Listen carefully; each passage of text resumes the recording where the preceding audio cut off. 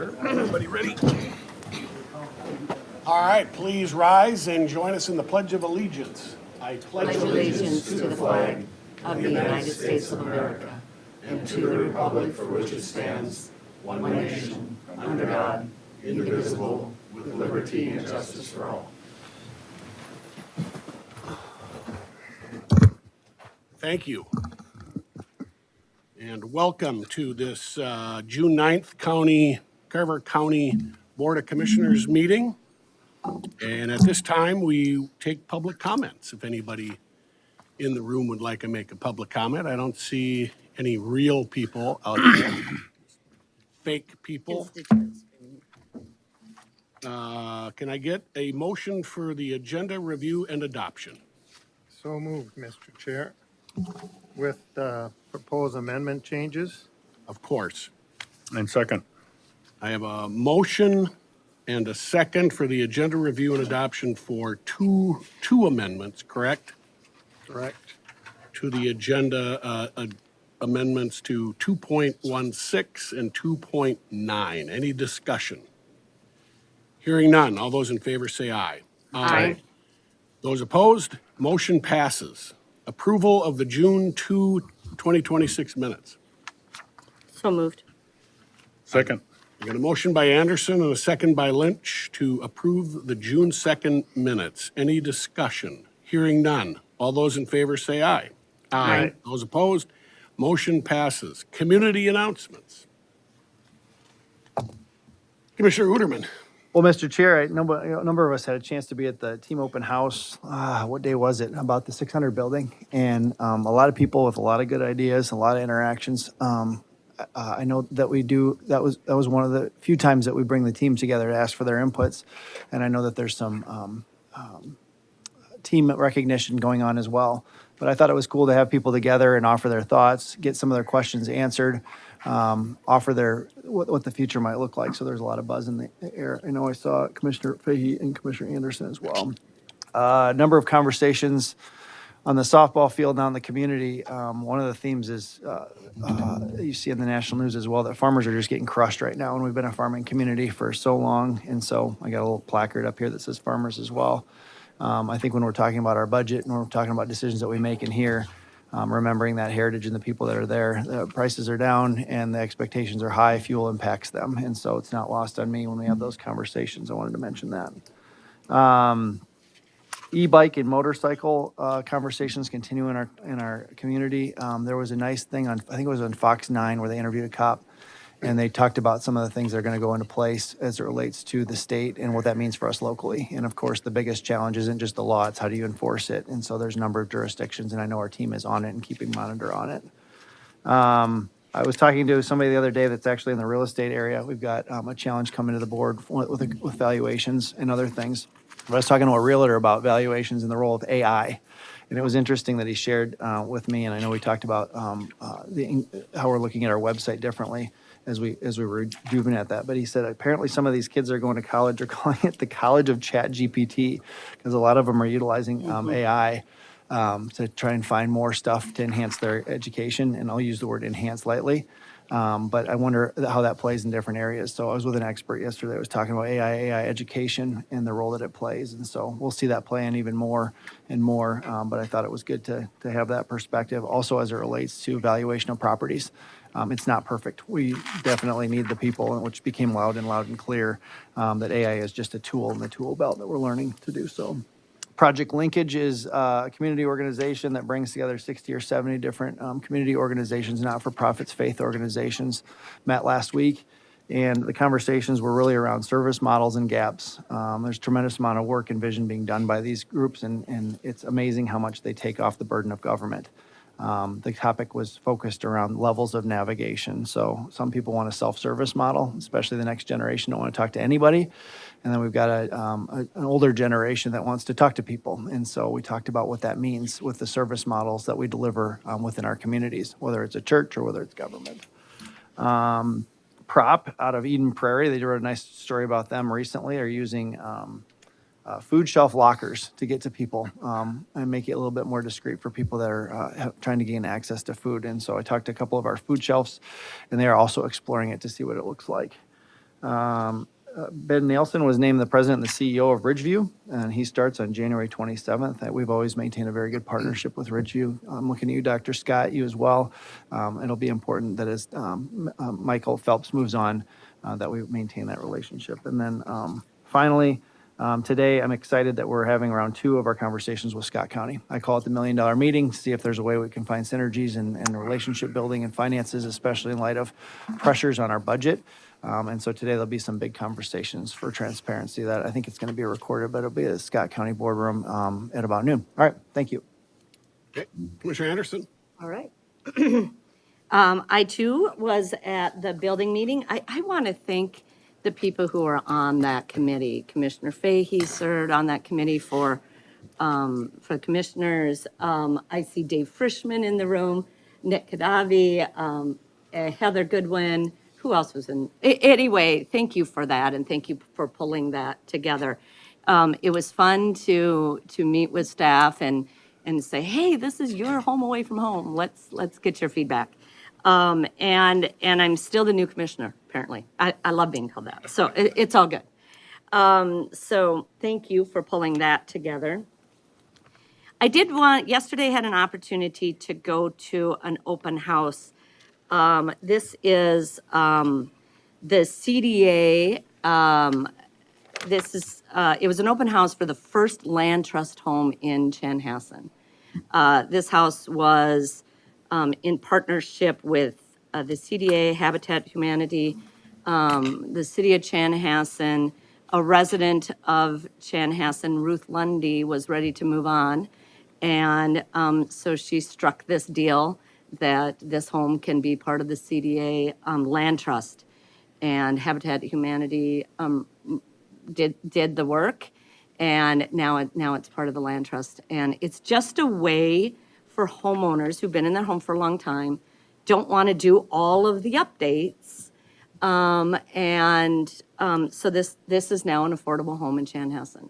And it's a great model, and it's a win-win. So I want to kind of share that as one of the many things that the CDA is doing for affordability.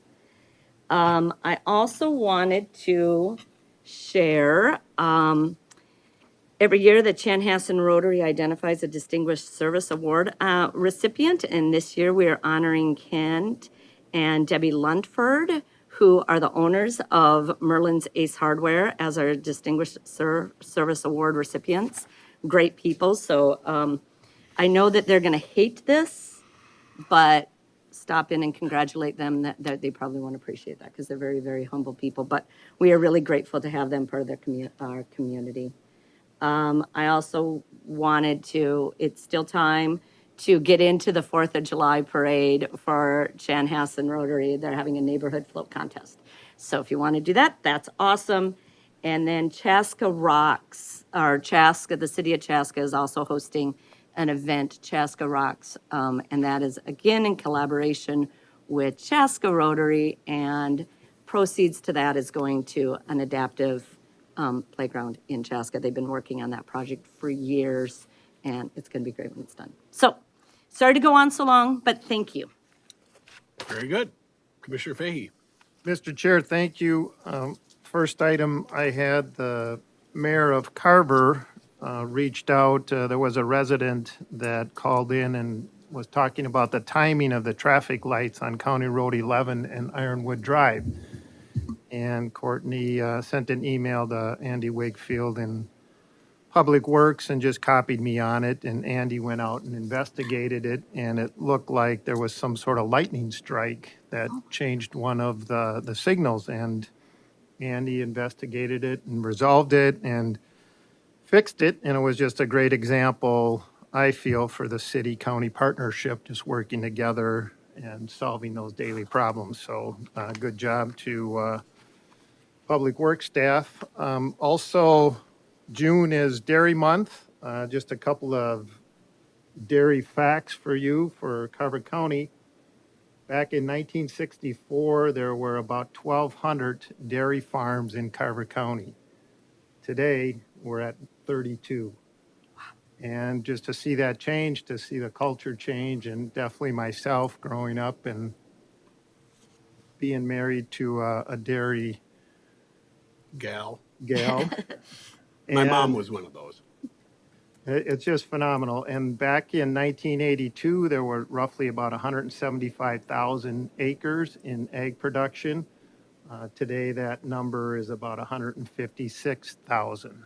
So we've only lost about 20 acres of egg land. And so that is just some really cool facts that I always find that interesting. And then also because it is Dairy Month, the Dairy Princesses have been active. They have quite a few appearances this month. Just want to put a shout out to Ava Dozie, Caitlin Hoyer, Libby Hain, Adeline Peterson, Madeline Sons, and Rosella Traver, who are the current Dairy Princesses. A dairy princess typically is a child of a dairy farmer or has some connection to a dairy farm as a child of an employee herself, or own or leases dairy cattle for showing at FFA or 4-H. This Saturday, it's breakfast at the farm out at the Hulquist Mullenhart Farm. That starts at 7 a.m. this Saturday, and I'll be out there helping and greeting people and having that experience to go see a live working dairy farm is, if you haven't done it, definitely a great opportunity. A lot of discussion about the open house for the meeting or the new building. Was great to hear the staff input to just talk to people and thank them for giving their input. One of the things that really came kind of an eye opener for me is quite a few of the staff talked about the aesthetics of this campus. And I thought that was really interesting. And to be able to walk around the pond and the walking trails. And so I think it's very important and critical for us to maintain this campus and to also build the new building on the campus. I also wanted to say congratulations to Nancy Buckentine, Land Management Department. She's celebrating her 40th year at Carver County today. Was an opportunity. I shook her hand already this morning, so congratulations, Nancy. She's a great cribbage player and also a very good musician. So a lot of construction continues along Highway 212 west of the city of Carver, all the way now to the county line. So please slow down in those construction zones. And just a couple of more, Mr. Chair. I've been attending quite a few of the township meetings with Paul Moline, Jason Melky, and Kristen, and we've been discussing the 2050 comprehensive planning process. And those meetings have been very enlightening, a lot of discussion taking place, and it's all part of the process, which will take about 2 to 3 years to complete. And then this morning, I was at the CAP Agency Volunteer Appreciation Breakfast Coffee down at the Getaway Cafe in Carver, and just wanted to say thank you to all the volunteers that help with the CAP agency. Commissioner Anderson's name came up, and I'll be out there tomorrow. Hopefully it's not storming, but we'll be volunteering at the NYA food distribution site in the morning. That's all I have, Mr. Chair. Wow, good timing. Commissioner Lynch. Nancy Buckentine is a wonderful employee and a great cribbage player. Commissioner Fahey's still a little bitter when she beat him, but we'll leave that one. But I am married to a dairy princess. I just can't tell you what year, otherwise I'd be in a lot of trouble. Thank you, Rightly Mrs. so. Chair. I had heard rumor that Ms. Buckentine was not here today, and Krista had brought in some donuts to celebrate that. I didn't see anybody in the legislative committee eat any of them. they're I'm gone. preparing for a wedding, so I don't get to eat stuff like that. But the legislative committee did meet this morning, and it is not all good news. We're thinking our lobbyist isn't a real good motivational speaker. Maybe it's subliminal, but there's some dark clouds still hanging out there politically, and so we'll know soon enough how that goes. That's all I have. Okay, let's move to the consent agenda. Can I get a motion? I move approval for the consent with the modification. I think we already went over that. 2 modifications. Yep. Second. Okay, I got a motion by Uterman and a second by Anderson to approve the consent agenda. Any discussion? Mr. Chair, just a couple things. Commissioner Uterman? On 2.8, I want to applaud the attorney's office for making the time to go to these conferences that talk about mental illness and addiction. And I know Dr. Scott's going to be talking about some of the opioid settlements. Sometimes, some people think it's just a boondoggle to go here, there, or whatever, but these are intense conferences from sunup to sundown and meeting peers in this space. And so I applaud your team for doing that. And then also we had a brief conversation before the board meeting. Oftentimes these efforts are used out of forfeiture from drug money. And so it's tied to that and it's not a burden to the taxpayer, but we get benefit from it. On 2.10, I want to also point out a bright spot within finance. They continue to manage the dollars very efficiently. I think this is one of the super bright spots within our organization where they've done more with less over a number of years. So this is another indication where they're right-sizing the department and using technology and growing into our county. And so very responsible. And then finally on 2.12 and 2.13, applaud our team for accelerating modernization. We can't really wait on our state to do it. So there's forms of it coming through that we're doing that we can do on our own. And some of these are hard. It would be easy just to wait a year or two till the other contract expires. And so I applaud you guys for accelerating that because I think it's right for our staff. I think it's right for the taxpayer. And I hope that we're able to get out of those contracts because they simply just can't deliver the technology that we need. And so just wanted to make those comments. Thank you. Okay, I got a motion and a second. Any further discussion on the consent agenda? Hearing none, all those in favor say aye. Aye. Those opposed? Motion passes. County Administrator Report. We have one item we moved, Mr. Chair. Dave Frischman's going to present that That's sorry. yes. about that. Sorry state about that. performance measurement report. Item 2 now, or item 2.9 has become item 3.1, let's call it. Good morning, Mr. Chair and board members. Happy to present on the Carver County State Performance Measurement Program. And real short agenda, I'm going to give a high-level summary, and then I'll go through the various measurements. And so there's a state council on local results and innovation, developed standard performance measures back in 2010, 2011.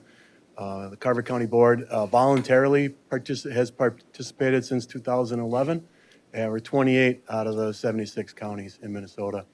It's a pretty straightforward process. Finance, Mary Kay Wall, our assistant finance director, has been the driver on this project. She compiles existing department metrics. So that was one of the goals in one of our strategies was to not create any new measurements, but we just wanted to compile the existing metrics that the departments were doing. Then she creates a report and puts together a resolution. Board adopts it, and we get $16,000 from the state. So that's our incentive for doing this. And then the various measurements, you can see they cross a comprehensive across various divisions, various departments, and some really good metrics that we're tracking.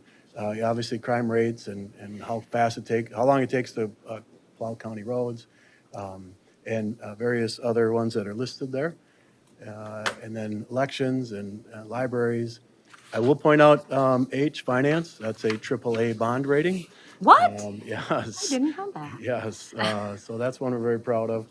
We are. And then obviously the other ones as well.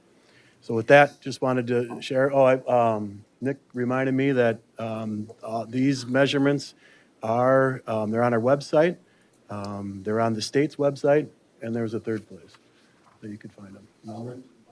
Oh, in our budget book. So there are 3 places if they want more details, including the board packet as well. So with that, any comments from the board? So let me, this goes back to my early days being involved in government, but the third whereas, so any county participating in comprehensive performance measurement program is also exempt from levy limits for taxes. Maybe you can explain that for me. I know that your state legislature puts levy limits on caps. Are we referring to that? So, Yes, Mr. Chair, that's actually, in the past, the state, and that, I think that was one of the incentives back in the day. The legislature has occasionally put levy limits on local governments, which limited the amount that we could raise our levies. They said 8% or 6%. They picked some random number, arbitrary number, and said, the law now says you can't raise your levy any more than this in any particular year. We haven't had those for, probably 10 years, at least 10 years.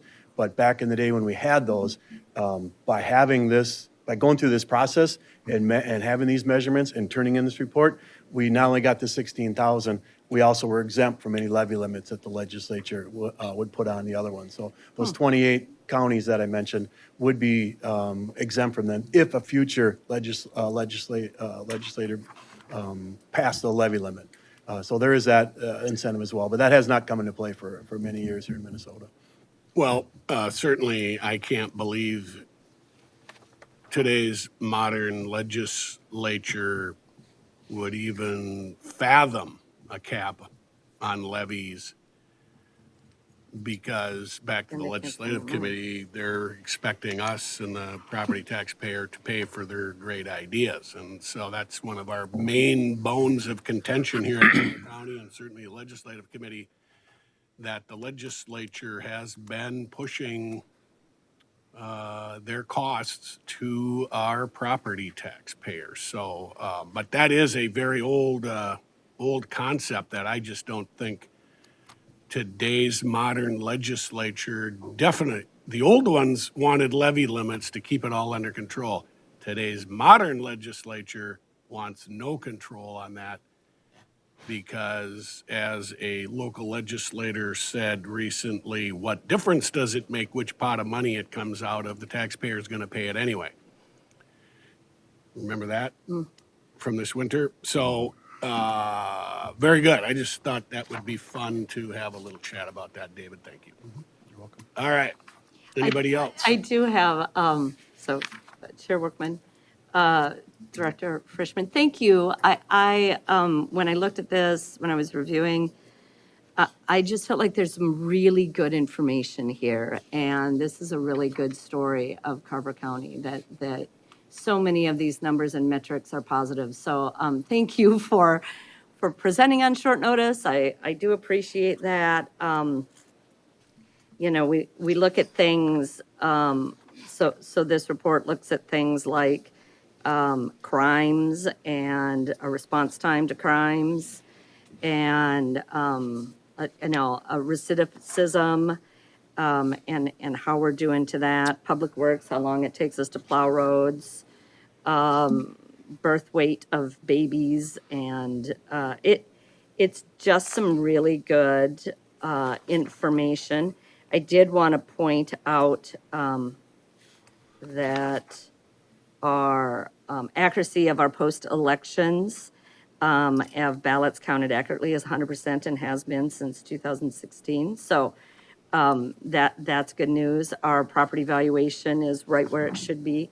So this is great information, and I'm glad that we're posting it online. I'm glad that we're getting this out there and that we can share some of the great work that Carver County does. So thank you for indulging me, and thank you, board members, for agreeing to put this on, because it's part of the great story that we have here at Carver County.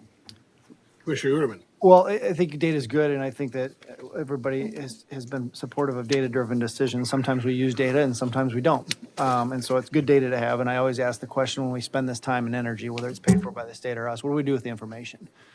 When Dr. Scott comes in here and he talks about we're the healthiest and the happiest and all the other stuff, my questions are we trending in the right direction on the metrics that we're good at, and the ones that we're not great at, are we addressing them? I know it's in some of the presentations about alcohol use in affluent communities like Carver County. What do we do about it? right? The question is, what do we do about it? We've had conversations. Do we limit the number of licenses that we have? When we talk about cannabis, we talk about, do we restrict the number of licenses? The theory being, if there's fewer of them, then people have less to do. So I don't know what do we do with the information. I'm glad we do it. It presses me into the conversation to say, while we're doing this, should we look at other dashboard items that actually benefit us as decision makers? And I can't help but ask, with 85% of our levy budget going towards human capital, if we could come up with some metrics, we collectively as a board, and then ask our finance team to pull it together others, is how healthy is our organization? Not necessarily just the individuals within our organization, but what's the health of our organization? And for the last 6 years, I can only come up with one really great one, which is employee engagement. We don't measure that. We don't have a measurement for how engaged our community is, our work community that's here. We know some people are working from home. We know some people are going to be asked to flex with the new building. We know all these different things, but at the end of the day, what are the metrics that go back to, are we effectively using that 85% that we're investing in human capital? And so I think this is a great moment to say, does it make sense for us to have dashboard items that are lead indicators? Some of these are lags, most of these are lags that are in here, but lead indicators to what our health of our organization is. And if we don't have those metrics, why not? And if we don't have those metrics and we know why not, then why don't we? And so I'd continue to urge us to maybe use this as a moment or inflection point to say, how are we measuring that investment of 85%? I know the lag indicators aren't all that favorable. We're the worst in the metro when it comes to turnover. Has it improved? Yes, it's improved, but we're still the worst in the metro the last 2 years. I'm not pointing at you to say you're responsible for that. But why don't we press in and dig into why that is? Why don't we have indicators to address, we as the board, when we're making our investments? And so, again, I'd say, let's look at a dashboard, what it looks like. And I know that that's had the support, at least upstream when she was running, and now others as well. And then last thing is we had once talked about zero-based budgeting to say, if we move it back to recalibrating what our values are and our pillars, is this a moment where we look at zero-based budgeting as it relates to results, tangible results that we want to deliver at the county level? It's on my mind every single day what the preliminary levy or informal preliminary levy was thrown out there, and it is a large number. And so these are the inflection points. We can do something about it. Thank you. Anybody else? I will say, as I said 2 weeks ago, when we looked at the medical examiner report, that was exceptional, if you ask me. No murders, 2 overdose deaths in 25. When you take a look at how well people are living, and I don't want to minimize 2 overdose deaths, but compared to the big county next to us, I think we're looking pretty good. Overlay that with these performance measures, I think Carver County is the place where people should want to live. So, as to retaining our employees and I had a nice long political career, and I've seen surveys of employees, I've seen surveys of citizens and taxpayers. Chanhassen used to do it every 2 years, then it was 4 years, and I don't even know if they do it anymore because the report came back the same. What do you think of your library? What do you think of your parks? What do you think of your roads? What do you think? What do you think? A lot of money spent for biannually the same report. So I always just said, why don't we take that report from 4 years ago off the shelf, put a new year on it, and save the money. So I always believe we should be talking to our employees. How we should do that formally or informally is maybe up for debate, but this is still a great place to work. So, all right, that's all I got. Anybody else? Seeing none, I think then we are ready for the county administrator report. Mr. Chair, I think we need Oh, a I think we have to vote, yeah. we need a motion to approve the attached resolution. Well, I didn't want to. And the but, performance measures We of the still need that. 2026 report. We do have a motion and a second, yes. Yep. I thought we already had that, right? We didn't have a motion? No. Okay, so Commissioner Lynch moved it and Commissioner Fahey seconded it. Okay, my apologies. Okay, any other discussion? Hearing none, all those in favor say aye. Aye. Those opposed, motion passes. All right, now we'll talk with the county administrator. You've been chomping at the bit to get I've been to just that. Yeah, itching. I mean, it better be a good So one, Dave. excited I to think he get has to some my big news. report. I think it's because it's the conclusion of the meeting, Mr. Chair. Could be. Well, but we're not done yet. Just a couple items. So, of course, the joint work session noon today, lunch. You were buying. Thank you. Scott bought last time. What a great partnership.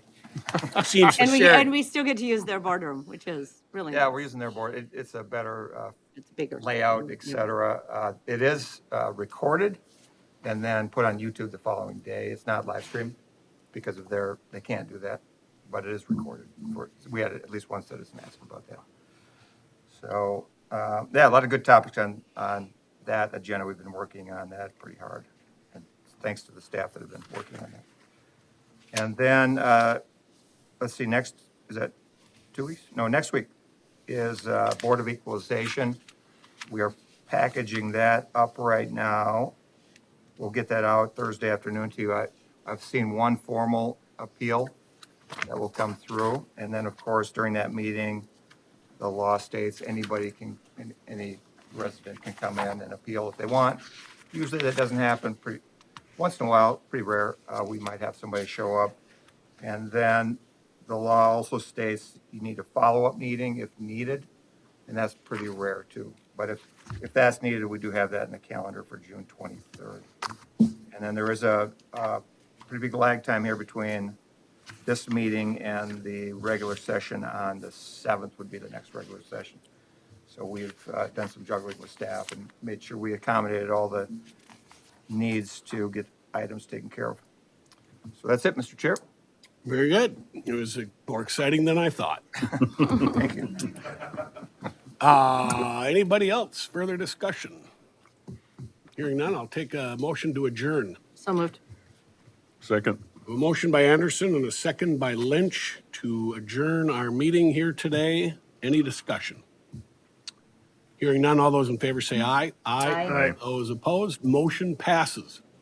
We are going to go into a work session and talk about two items, our county trails and an update on the national opioid settlement investments. So stay with us. Thank you. We're adjourned. But now we're up again. Take a break? I don't think, do we need to? Nope. 35 minutes in? Sounds good. See you there. See you.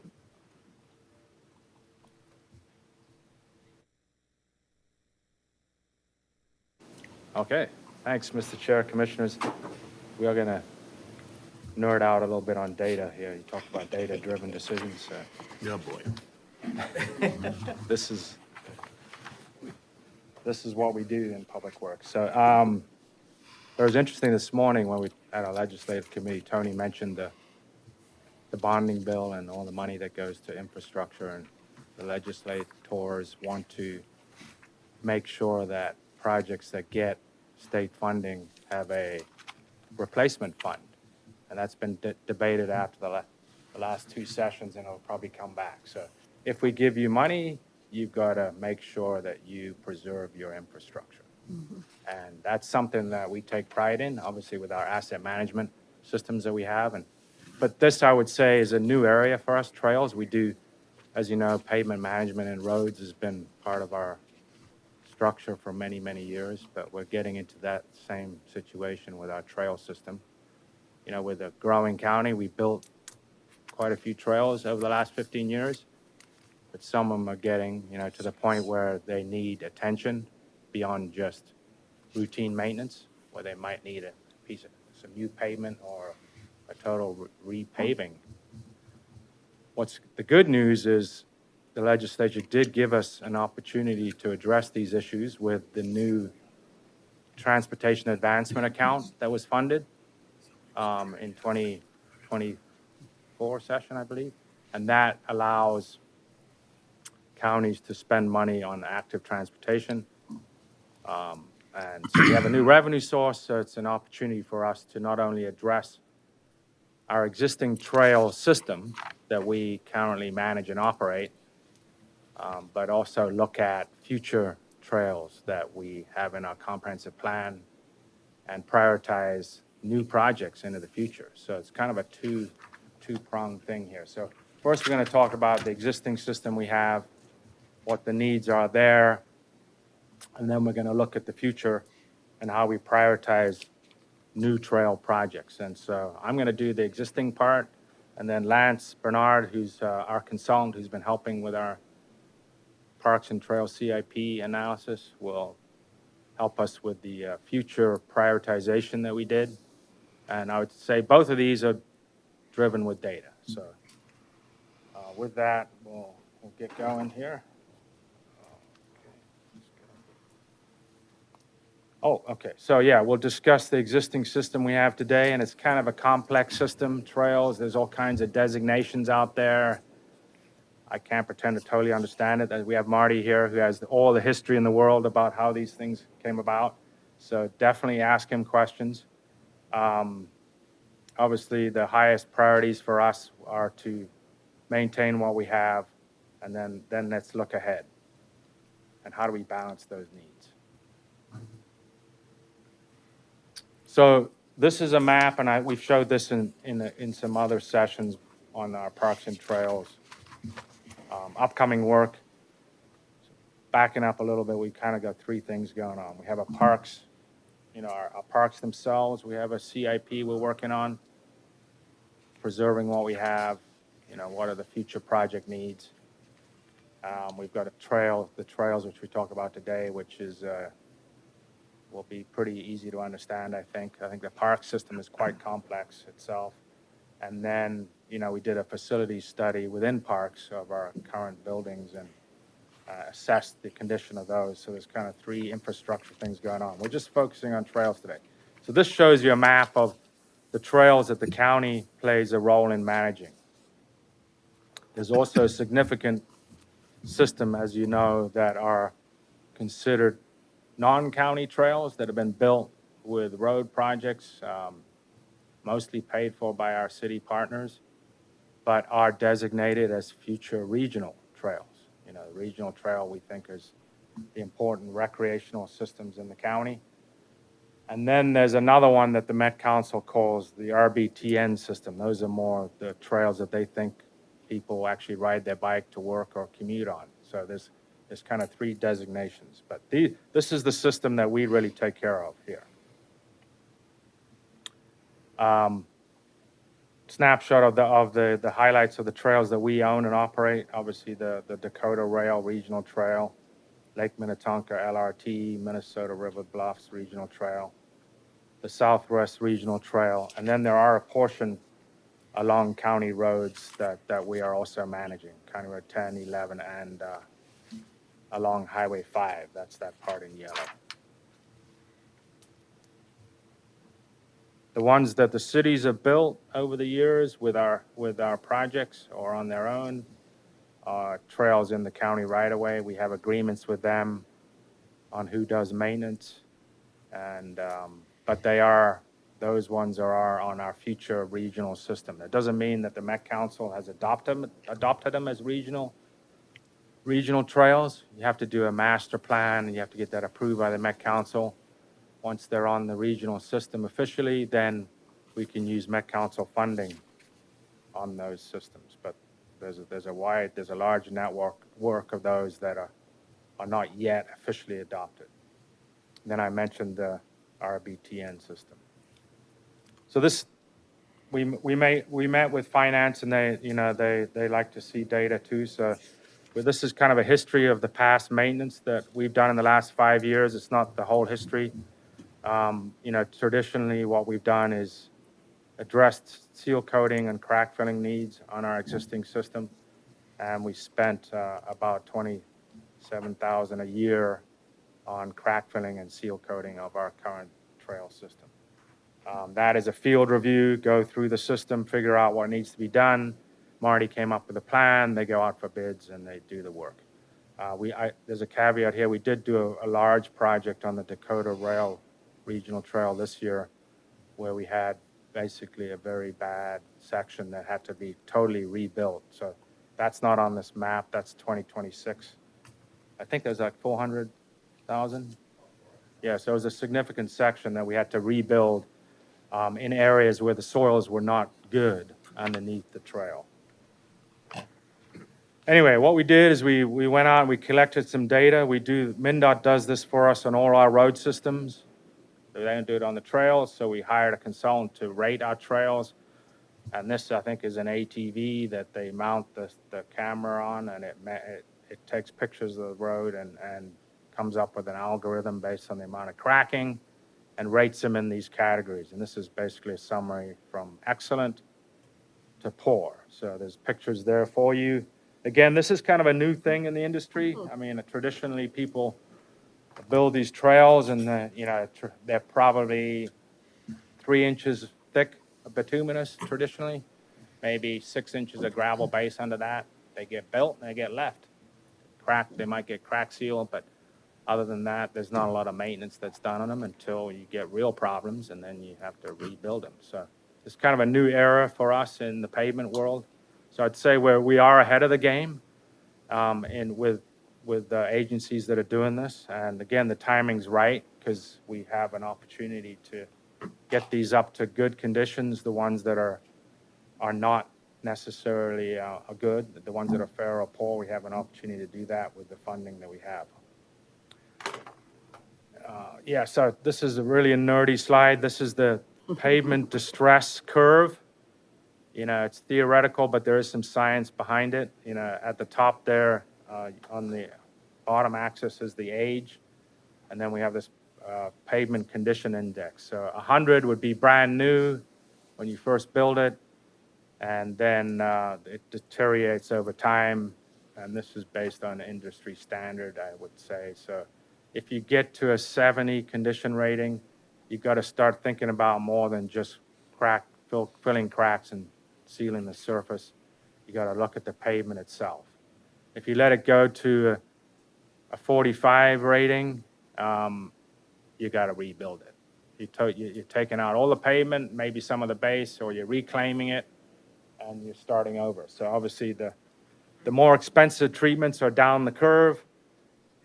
If you look at the year, it doesn't mean that they all last. What's on this graph? If you look at this, you could say, well, none of our trails will get to a 45, which is considered poor, till year 34. That's not necessarily the case. And based on where you are in the landscape, if you've got an area that has poor soils, it's going to deteriorate quicker. So that's why you do the analysis and figure out what you got. Lyndon, when you're doing trails that are adjacent to a road project, does that get absorbed in the road project, or do you have to carve that out piece to say, hey, that trail is 20 years old, we got to allocate park dollars to that? Great question. Our strategy would be, if we're doing a road project, so if we're doing a resurfacing on the road and the trail's in bad shape, we would do it at the same time. We just did that actually on Powers with Chanhassen, and we actually ground up the trail and repaved it. But there might be conditions where the road is in great shape and we haven't addressed the trail, and that would be a separate project. Okay. So it's a combination of both. Okay. Go ahead. Oh, sorry to interrupt. Mr. Metz. I just wanted to respect procedure, Mr. Chairman. So I'm interested in this because I bike a lot, but, so a lot of the trails aren't paved. Like, it seems like more in Hennepin County and other areas seem to be more paved. And you take like the Bluff Creek, for example. So what are the decisions that you make in terms of paving? And I would imagine that's a pretty big expense, and that's maybe why they're not paving those, because you need a different type of bike, or at least tires if you're going to go on that, and how busy it is. So I didn't mean to ask you the details That's here. probably a Marty question. Well, are we talking Just about cost? east of Bluff Creek to the bridge? And Yeah, that area and just other trails that they have. It just seems that obviously is, I think we did now acquire that. Want to come up to the mic? We should have you come to the microphone. I wanted to give him some mic time too. Semi-retired Marty. So he likes the Limelight? Limelight. So you're welcome. Pretty nice limelight. That's a heck of a limelight. So a couple things kind of going on. So you talk about trails in Hennepin County, so I'll try to address that first. So the regional rail corridors in Hennepin County owned by the Hennepin County Regional Rail Authority. Three Rivers Park District is permitted trails on those corridors, and they've not made significant investment in those corridors, largely related to what their agreement is on those corridors. So at some point in time, those corridors could come back into a different transportation mode. So that's part of it. With regards to our trail system, the section between Bluff Creek Drive and the Hennepin County line, we've applied for grants on both that section of trail and a section of the Lake Minnetonka Regional Trail. And so from, I think, our department's perspective, we've been working to try to pave those corridors, but then it's a financial decision to be able to move forward with paving those trails. Any other questions? David? Well, I would just add, Mr. Chair, I thought like Dakota Rail Trail, there was federal money involved. Did they require paving? There's pretty good debate about. Yeah, a lot of the grants now at that time maybe didn't, but most of the grants now do require the maintenance. And even some snow plowing in the winter with regards to some of these projects. If you don't maintain them, you don't take care of them, and you have those, divots, which I was on last night. You need like a full suspension bike, because every 20 yards in Hennepin County, I noticed it's bam, bam, bam, bam. So you'd rather just have that bituminous, but they probably haven't filled those cracks for a long, long time, and so it's really not as suitable for biking. But it's not about me. Sounds like it is, Mr. Chair. Maybe down the road. Okay, well, so just to give you a little Indulging. support there, you can tell when you leave Carver County to another county when you're biking. And I'm always telling my biking partner, we're not in Carver County anymore. Same Well, I with think- roads, same with roads. You can tell the Oh, difference when you get out of. 100%. You go from black to pink, like in Yeah. And I did have a nice meeting with the mayor of Shorewood not too long ago, transportation corridor group. And so God bless them and everything they do. If you go from Chanhassen into Shorewood, Hennepin County, you better have your fat bike on those roads. Different priorities. But Marty, so we're gonna get the tunnel under Rolling Acres Road. So are we gonna be able to pave between, to the west, Yes, that piece? We are gonna do that? Okay, that's part of the Highway 5 project. okay. Yep, yep. Yeah, it brings a good But not point. to the east? No, that's correct, not to the east, not yet. So, yeah, back to the data stuff. So this gives you a snapshot of our trail system and the condition. So again, obviously there's a wide variety of conditions even along the same corridor. Lots of reasons for that. So 7% of the system is poor. So something more than just the traditional seal coating or crack filling is needed. There's some pavement that needs to be done on those. And then almost 22%, that's in orange there, are fair. So those are the ones we're really going after with our preservation plan. 19% are in really good shape, and over half are in good shape. So it's a pretty good story, I think, for the most part. Is. So what are we going to do about it? But it's still, it's still a concern, and we're at that point, because we built a lot of these trails in the last 15, 20 years, so they are aging. So you got to address that pavement cycle. So we did run our asset management budget scenarios. We have some pretty cool software that we use for assets, and we decided let's get a goal of a good pavement, which is this PCI of 85. So let's try to get all the ones that are poor and most of the ones that are fair up to that good to very good standard in 5 years. So to do that, you can run the analysis, and that's a combination of maybe overlaying, repaving, even seal coating to push that quality up. Lyndon, would you remind me of the acronym PCI? Pavement Condition Index. Okay. So it's basically a 0 to 100 scale. Okay, So yeah. 85 is good to very good. So it's a good goal to have for the county, and or a very good goal, I should say. So if you look at where we're at, and we split these into two buckets, that's why this chart is quite complicated. The county system being all trails that are really along roadways that we operate, and then the regional rail corridors. So the reason we did that is we try to separate the budget into two buckets, the county budget and the regional rail budget. So we came up with two different financial models for those two, but to get them all up to the 85 by 2031. And you can see the chart as it is today and as it will be by 2031, if we do this. But you could, if you look at the map closely, you can see obviously it says an example be on Highway 5. Up here, you can see, that one, this one. You can see there's all kinds, it says do some work in 27 on this section, do some work in 28 on this section.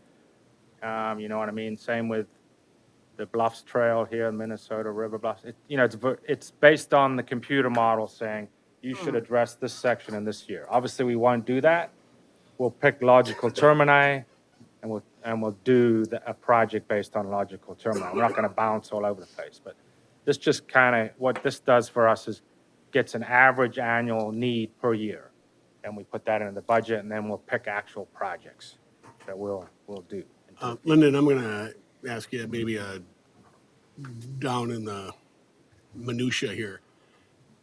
Anybody who rides trails regularly knows the pavements, the different pavements. I once did a gravel ride out in Carver County, 107 miles. McLeod County, I didn't know there was 28 different types of gravel. Wow. Out there. But there's a lot of the older, what I call exposed aggregate trails, which are not fun to ride on. Yeah. You know what I'm talking about? I mean, they're ground up pavement millings. Larger stones that are exposed and Really not it's for not a bikes. comfortable. Really not for bikes. Well, they're paved trails, but they're not fun. Right. Is that, you can't maybe answer, but I mean, is that style gone out? I know those are older trails. Yeah. There are some along Highway 5 in Chanhassen, that's why I asked. It seems. But you know when there's a smooth trail and you know when there's one of these more exposed aggregate, I went right by a city trail right by my house. It's not even fun to walk on. Yeah, the technology's changed a lot over paving over the last All right, we're not going to see that. 20 years. Nope. Okay. If I could, Mr. Chair, actually, the loose line trail is like that. It's a crushed aggregate. It runs through Watertown. It runs from Hennepin County. It runs all the But way not out to paved. Winston. It is not paved. It's crushed aggregate. And there was several years ago, there was a move by, and it's administered by the DNR. They were going to pave it. And the people in Watertown actually fought against it because they preferred it. And you can have the best of both worlds because there's a paved one in Mare. And if you have the crushed aggregate, like you have in Watertown, there's the argument that you can walk on, it's softer, it's less harmful for your joints. And I've had different comments that they really like the two different choices you have. So.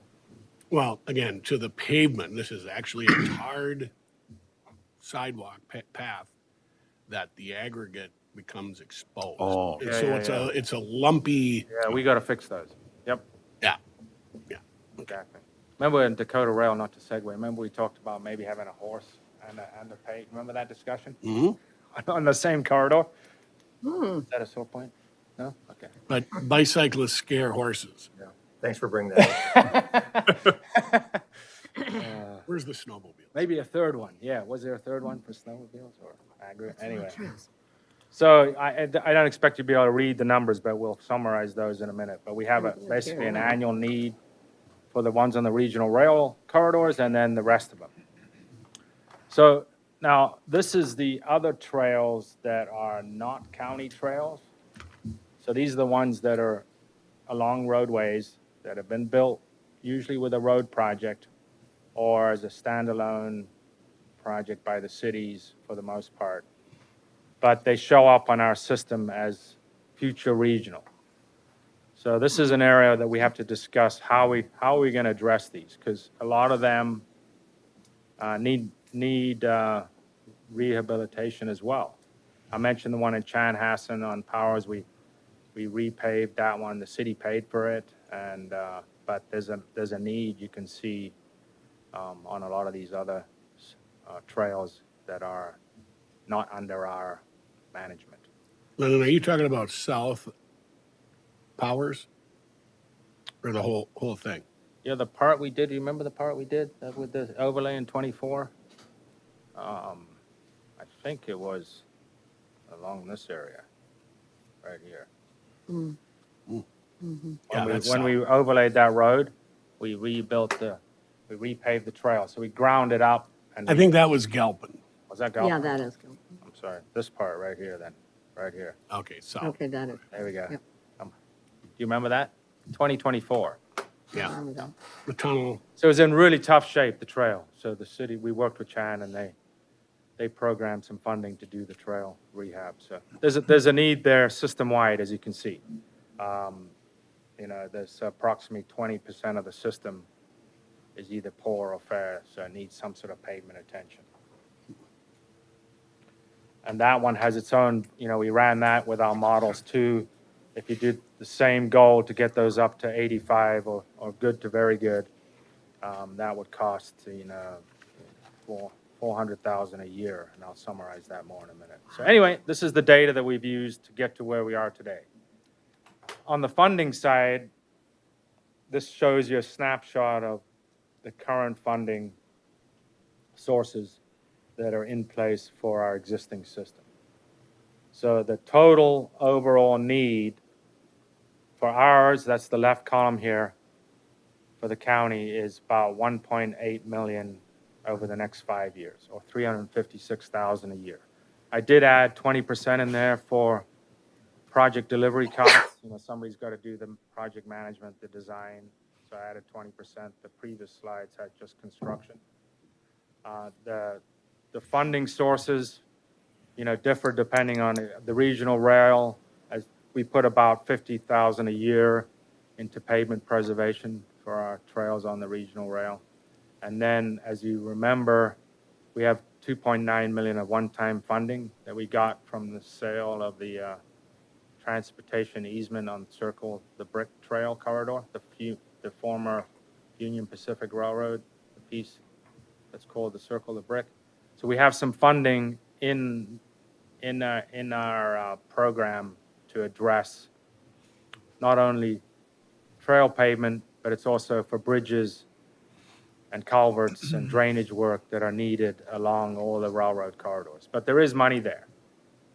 And those are eligible for Dakota Rail, Lake Minnetonka, and Minnesota Regional River Bluffs corridors. The new fund that I mentioned is called the Active Transportation Fund. That's part of the new Transportation Advancement Account. And that will generate $3 to $4 million a year just for active transportation. So definitely a opportunity for us. County trails, again, we can also go after grants, and the regional solicitation is open now. That's the Met Council grant process. So we can certainly go after that for new trails, but it's not applicable for preservation. So it's on the list, but it's not applicable. On the other side, you've got the non-county trails that are long roadways. Those need about $458,000 a year. Obviously, they're not on the regional rail system, but the question is, do we help get those up to very good to very good, using the Active Transportation Fund? So that's something we need to talk about and decide, balance that need versus maybe building new trails that are high priority for connections. So I think we need more discussion with the cities. I think staff's indication is most of these trails these again are the ones that we're not responsible for. Most of them were built by the city. So I think there should be some incentive that the city helps with rehabbing those. But could the county also assist using this new funding with the goal of getting the whole system countywide, right, up to a good condition? So that's something we're going to need to talk about more. So here's the overall funding scenario. Our county management responsibility, total needed to get into good condition in the next 5 years is 3 million. The regional rail portion is 1.28, and then the active transportation funds 1.78. This is over the whole 5 years, not just per year. The non-county trails, again, the funding needed over 5 years, 2.3. None of them are on the railroad, so that's not applicable. So again, question mark is, do we put our own money in this new active transportation fund to help those? So we'll have to talk with the cities about that and see if they're willing to help, get those up to a system of good repair. You can see that based on the budget, there's still about 1.9 million remaining in that one-time money on the regional rail, in the regional rail budget. Those have been assigned to bridges, culverts already into the future. So after this 5 years is up, we're going to have to think about the long-term pavement preservation needs on the regional rail trails. But if you think about it, if we get it up to very good, the pavement preservation needs, if we keep at it, will be less costly. We kind of need to get the system up to that condition first, and then I think the annual needs will be less. We still have significant money left in the active transportation fund that can be used for new trails. So questions about the existing system? I think we're in a good spot to figure out what we have to do. We just got to program the projects into our budget cycles and deliver them. Now we're going to talk about the new trails, and I'm going to have Lance go through what he's done for us on this. Thank you, Commissioners. Appreciate the opportunity to continue to have the conversations about future parks and trails with you. Commissioner Workman, you were asking just a minute ago if gravel riding was still a thing, and me and my bike buddies always say we're always trying to chase that tasty gravel. So we're always looking for those farm roads for a little exploration and enjoy some of those routes out here in the county when I have my own free time out here. But anyways, enough stories. I think just wanted to get into a little bit of the larger conversation about how we're thinking about the future system. Counties continuing to grow. We want to think about the system where we're building trails for all ages and all abilities.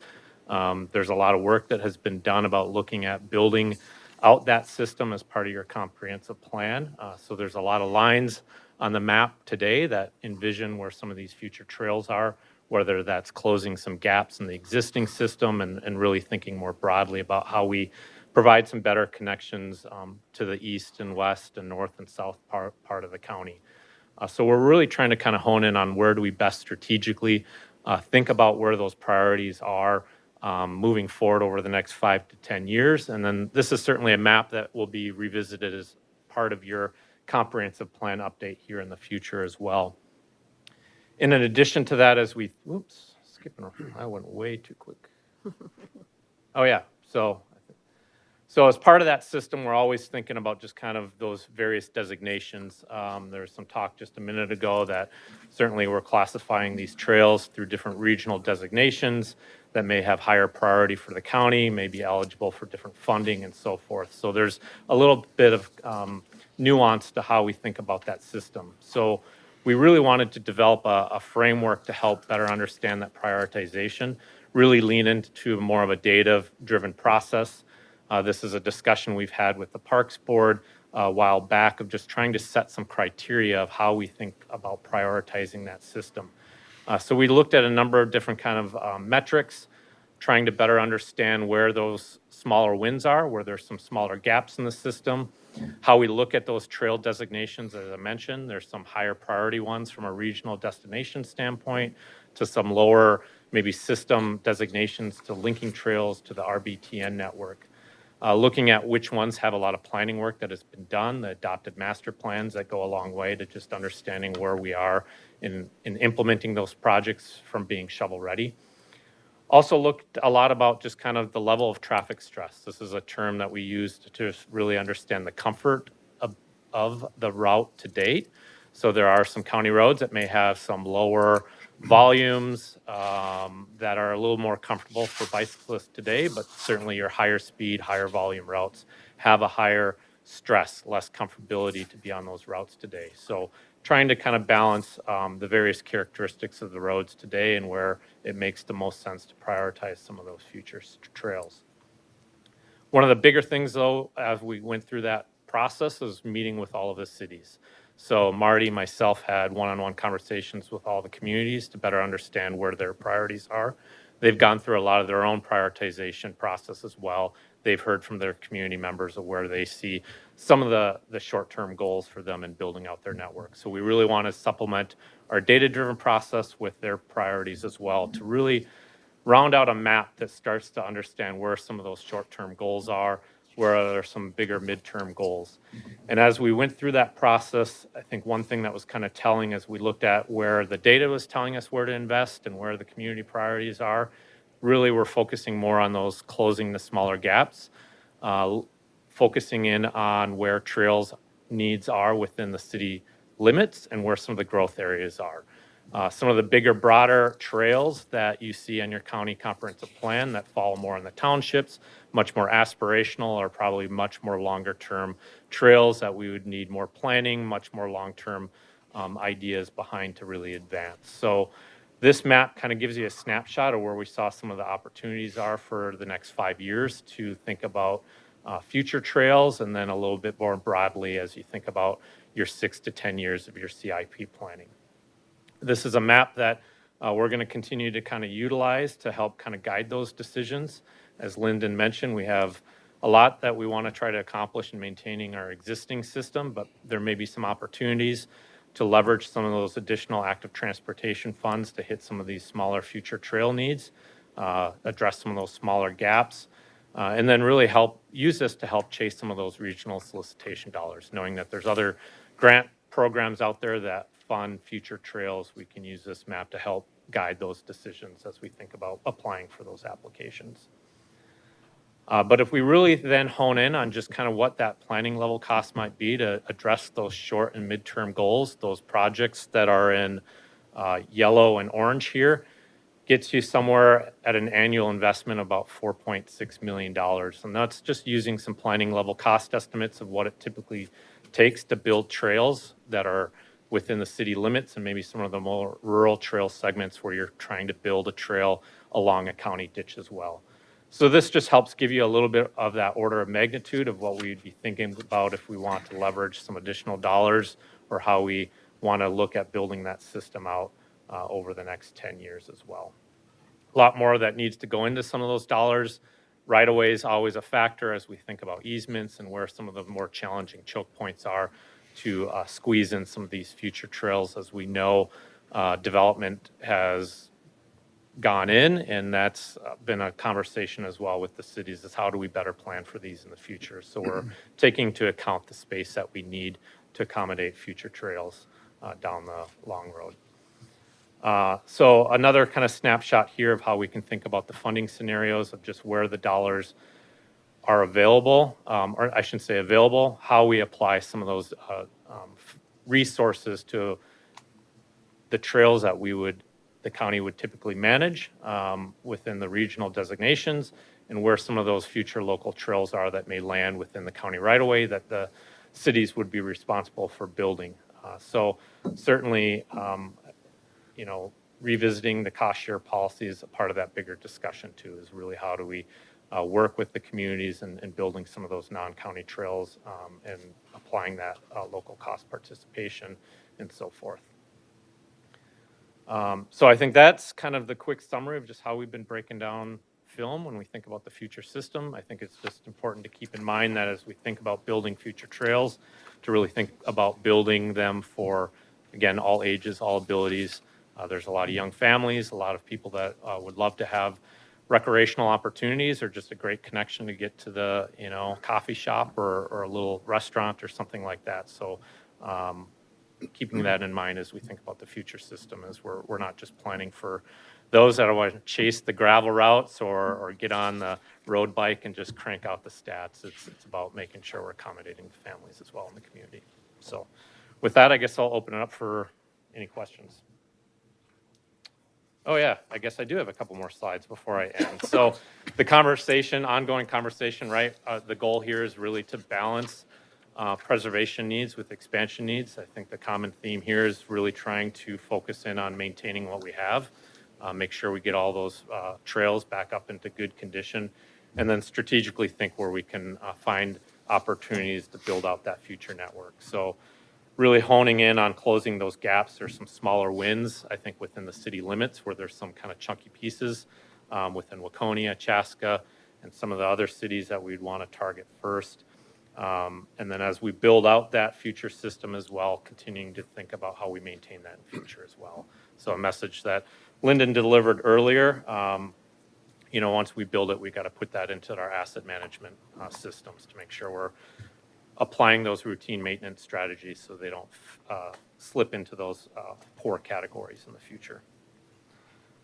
So part of this moving forward is really a lot of the ongoing coordination collaboration with the cities. They have a stake in this as well. There's a lot of past partnerships and proven success in implementing this system over time with the cities. So how do we best keep those conversations going to maintain the system, build the future system, because at the end of the day, as somebody that wants to use the system, they just want to be safe and comfortable and don't necessarily care who owns it. They just want to be able to get to the right spot at the right time of day and so forth. So a lot more ongoing conversations with the locals that we need to continue to have. And that may come with some other conversations that may be challenging around just who's really responsible for this in the future. Are there opportunities to take on roads or take on trails or turn back trails to the local agencies as well? So there are some cost share policies in place that need to be revisited as well because they're were established a number of years ago. So there's some opportunities to revisit those policies as well. All right, I think next steps is just continuing to work through some of the CIP discussions. Yep, okay, thanks, Lance. So as I mentioned, we will develop projects for 27 budget, construction and planning dollars, and then prepare a 5-year CIP for inclusion in the long-term financial plan, determine project delivery needs at a consultant or staffing level. And of course, we have to talk with Three Rivers Park, and we're still talking with them about a potential partnership. How does trail planning, delivery fit in with that model? So these are kind of the next things we're going to be working on the next couple of months. Looks like a bunch of big money. Yeah. Big money and resource needs just to deliver the projects. But in a short while, I should be able to ride my bike on a paved trail right to Tim Lynch's house, it would appear. To my gravel road. Right. Nice paved trail, but it would seem to me that trails are kind of like roads, are kind of not an afterthought, but they happen along with the development and the growth. Certainly when you're able to get right away to do the projects. Carver would be a prime example of that, as a lot of houses and so a lot of families and trails, and so, I mean, I don't think we're gonna put this into effect, every trail in Carver County, long before we're developed out, right? So. But it is a really good point, Mr. Chair, that as part of the comp plan update, you can see a bunch of these connecting trails between communities that are high priorities. You mentioned Carver. Make sure that they preserve a corridor with development for the future regional trail. And that's easier said than done. So we have to meet regularly with their planners as these development plats come on to make sure they're preserving that space and talk about where they should go. So that's definitely part of this puzzle. I think you're absolutely right, because some of the roads and trail connections that have been made have been because you planned ahead. I'll use the example between Lyman and Highway 5, that connection on Bavaria by the Hartman Farms, right? Like just planning it as part of our road construction probably saved us a lot of money in other funding sources. I didn't see anywhere in here where there was a levy ask, but I know that, and I'll look at you, Marty, I think that the modernization of our parks and trails probably, if I point back to it, was the underpass under 41 by Lifetime and how much work that took. That kind of compelled us, I think, maybe to look at parks and trails as less of an expense and more of an investment. And why do we do this, right? It's the health of our community. It's another amenity for people to come and choose to be here. And we don't necessarily do a perfect job of promoting it. I think that the ridership right in front of the Arboretum once 5 is done, those opportunity to get more bodies on that, to promote it and do different things, programming, if you will. But it just for some statistics as we're looking at budget, if we took the levy invested in parks over the last few years over the utilization, it's less than $1 per visit from a park or trail perspective. And, you know, I think we're in the midst of eclipsing 2 million visits this year. So less than $1. And just in parallel, because parks and trails are discretionary largely compared to maybe a library that's also discretionary. Libraries cost us about $13 per visit when we look at the amount of levy dollars that's been invested into it. From 2016 through 2024, library utilization has gone down 47%, while parks have gone up 176%. So when we talk about utilization, these are there. Bo Carlson often says we love our parks and trails to death.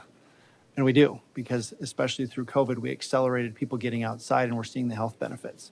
I just have 2 asks. One, if we could convert this into what our top 25 connection points are. And I think they rotate. You know, if something gets accelerated on the roadside, if there's specific funding that happens, to Commissioner Workman's point, if there's a development that happens, I'd like to see it in a list form so that we can say, okay, this is the next one up. We have the same thing with roads, I'm sure. We've probably mowed down most of them. And then the second thing, I'm a big fan of looking at it in terms of 5 million visits by 2050. It's an arbitrary number, but we're working towards that. It helps make decisions. So how are we going to promote to get more people on these trails once they're open? Once you open them up, they naturally happen. Like that segment on Bavaria, people are going to naturally go on that. Lyman, now that it went from gravel to paved, I can imagine what those counts are going to do for us. Once we do, I don't know when the next count is for Lyman and if we're responsible for that, but let's promote it because it is an agent in retaining people that live here, and it's an element of attracting people here. Our trails are something that people, Marty, you've shared this before. They've shared it as 1, 2, or 3 as the reasons that they come to Carver County, is our parks and our trails. So great work for the team, our consultants and all that to look ahead to say, now that it's on our radar, we can slam it into our 2050 comp plan. But as we plan roads and as there's developments, to your point, Lyndon, you probably saved us $50+ million by having a plan so that we know when we're coming into developments to plan the right of way and so on and so forth. So thanks for the efforts. Okay, anybody else? Commissioner Lynch? If I could, Lyndon, I see it's a midterm, but the one that's really going to pop here in the next few years on the west side of Waconia, now that we're just under construction right now, is the Sterling Hills, from Sterling Hills up to Waconia Parkway, and then north of there, all the way along our existing Highway 10 up to the Dakota Rail. That's really going to pop because once it connects with the Waconia trail system, and that's been a large push from the mayor of Waconia and the council too. I think they have a resolution that they want us to support that one. I want to do everything we can to make sure that one is shovel-ready so that when we actually get the funding, we can build that right away because that is going to be a major want from the city and frankly a need, so. That's a good point, Mr. Chair, Commissioner Lynch, and part of our, community involvement is obviously your guys' priority should matter as well, of course. That one, just the one in 20, that project is gonna happen, the one you mentioned, Commissioner? That's the little red piece. And then, the orange. The red That one, piece- we are gonna apply for a grant through this regional solicitation. But even if we're not successful, I totally agree, that's when we should start the engineering and planning work to get it moving. A lot of these other red ones you see on the map will happen with road projects. So there's a handful that will not, that'll need their own standalone project, but a lot of them will happen with road projects that are already in our CIP. So there's a lot going on this map, but to your point, Commissioner Uderman, we'll have a table shows the top, whatever, 20, where we're at, where the funding is, and if there's a gap. So, yeah, it'll be a good story to tell. But a lot of work, obviously, for us to do to deliver them. With a road job, there's already kind of underway, but if they're standalone, that becomes its own project. You got to have your own project manager, your own consulting engineer. Those are going to take some work, so we have to figure out how we're going to deliver these two. Commissioner Workman. Commissioner Anderson? So thank you for putting this together. And I'm also an avid user of the trail system, and that's one thing that I have heard a lot is the amenities that people provide or have when they come to Carver County is a really, is a big attraction here. We have a lot to offer here and our roads and parks are with it. This is not a conversation about libraries, and I do struggle a little bit with pitting our libraries against our parks. They're very different types of discretionary services. And our library uses has been increasing. So I don't want to get into that conversation. That's not what our conversation should be, but since it was brought up, I think we need to be careful about pitting one part of the organization and funding to another. But back to this, thank you for this work. Thank you for thinking ahead and the long-term comprehensive plan to get people to use these, our libraries, get out there, and this is a mental wellness activity, and I appreciate it. So, thank you. Mr. Chair, I have a Commissioner Fahey. couple of questions, Lyndon, and we'll jump back and forth in some slides here. The slides aren't numbered, but if you could go ahead to that coordination and collaboration slide. Sure. Right there, that second bullet point, it talks about commitment by locals. Can you talk about that a little bit, the funding part? What do you mean by locals? Which one are we looking at? Sorry. Second bullet point, continue to identify future trail Oh, projects. cities. Cities? Yeah. Not talking about townships? No. Okay. And then go back one slide. The last bullet point there, design trails for all ages and abilities. And maybe Lance, you could talk a little bit about this. And being an avid biker myself, for example, if I'm riding my triathlon bike along Highway 10 from Waconia to Chaska, I would be pretty hard pressed to see some 4 and 5-year-olds riding their bike along Highway 10. And so Highway 10, for example, County Road 33, both sides of Highway 10, they have the wide shoulders. And the trail from Baylor Park and ultimately to read up or connect with that regional trail along Highway 33. Right. Is that the type of trail, because you showed the pictures where there's a separation right now when it's in the right of way versus a trail on the shoulder itself? If we're talking about a shoulder trail like County Road 33 going to New Germany, for example, I personally don't see a lot of kids biking on that trail to New Germany. I see a lot of adults. Yeah. Because it's the safety factor. Because parents or maybe athletes that are training or adults that are, it's a very quick way to get to New Germany, for example, to get to the regional trail. But if they have their kids with, they're gonna load the bikes up, drive to New Germany, and then get on the regional trail. So just want to get some of that feedback when you talk about the right-of-way and then the cost of it. If we have to make a trail separation Yeah. with a curb and gutter, A lot more money. a lot more money. Yeah, along 33, for example, where if we just widen that shoulder another 6 feet Correct. and gave the room for the traffic, because I feel very safe on County Road 33. I used to feel very safe on County Road 10. I don't anymore just because of the volume of the Right. traffic. Yeah. But that whole cost, and then going back to the locals or the cities, are there people, for example, that want to get from the city of Carver to the city of Waconia via their bicycle? And are they bringing their families with? And so I want to just bring all that discussion Right. into when we start to look at that. Now go back a couple to the new trail Yeah, not every segments. not every corridor is the same. It's kind of your point. Correct. Yeah. Which side were you looking at? Go back to the new trail segment. This guy? Yep. Yep, And you look in Dahlgren Township, you see County Road 43 there. There's a trail there that connects up to County Road 40 that goes north to 140. It's a red dot.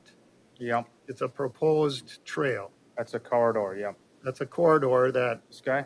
yes, Yep, that's been in the 24 comp plan. correct. Now, when you're talking about a corridor, that's going through all sorts of farmland. Oh, yeah. That's going through people's backyards. I'm assuming that's going to be an extremely costly trail to Yeah. build. That's gonna require a lot of planning work. Yep. So how do those fit into the equation? Right. Right. And then as you go west, you look at the trail that goes around Eagle Lake on 135.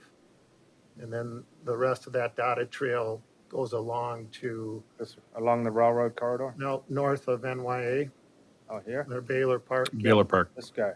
Yep. Yeah. That trail around Baylor Park. Right. Sam, we've talked about that. That trail would be on the side of 135 and also the side of County Road 33. Mhm. I don't think that would be a whole separation type of trail along that. But there again, if it was a separation trail, that would be cheaper than going through Dahlgren Township Mhm. and all the way up through Waconia Township. And I was at a Dahlgren Township meeting last night, and we were talking about the 2050 comp plan. And some comments came out about trails. Mm. And Dahlgren Township said, we would love any trail that is alongside a county road right now. We would not support any trail going through our township. Mm.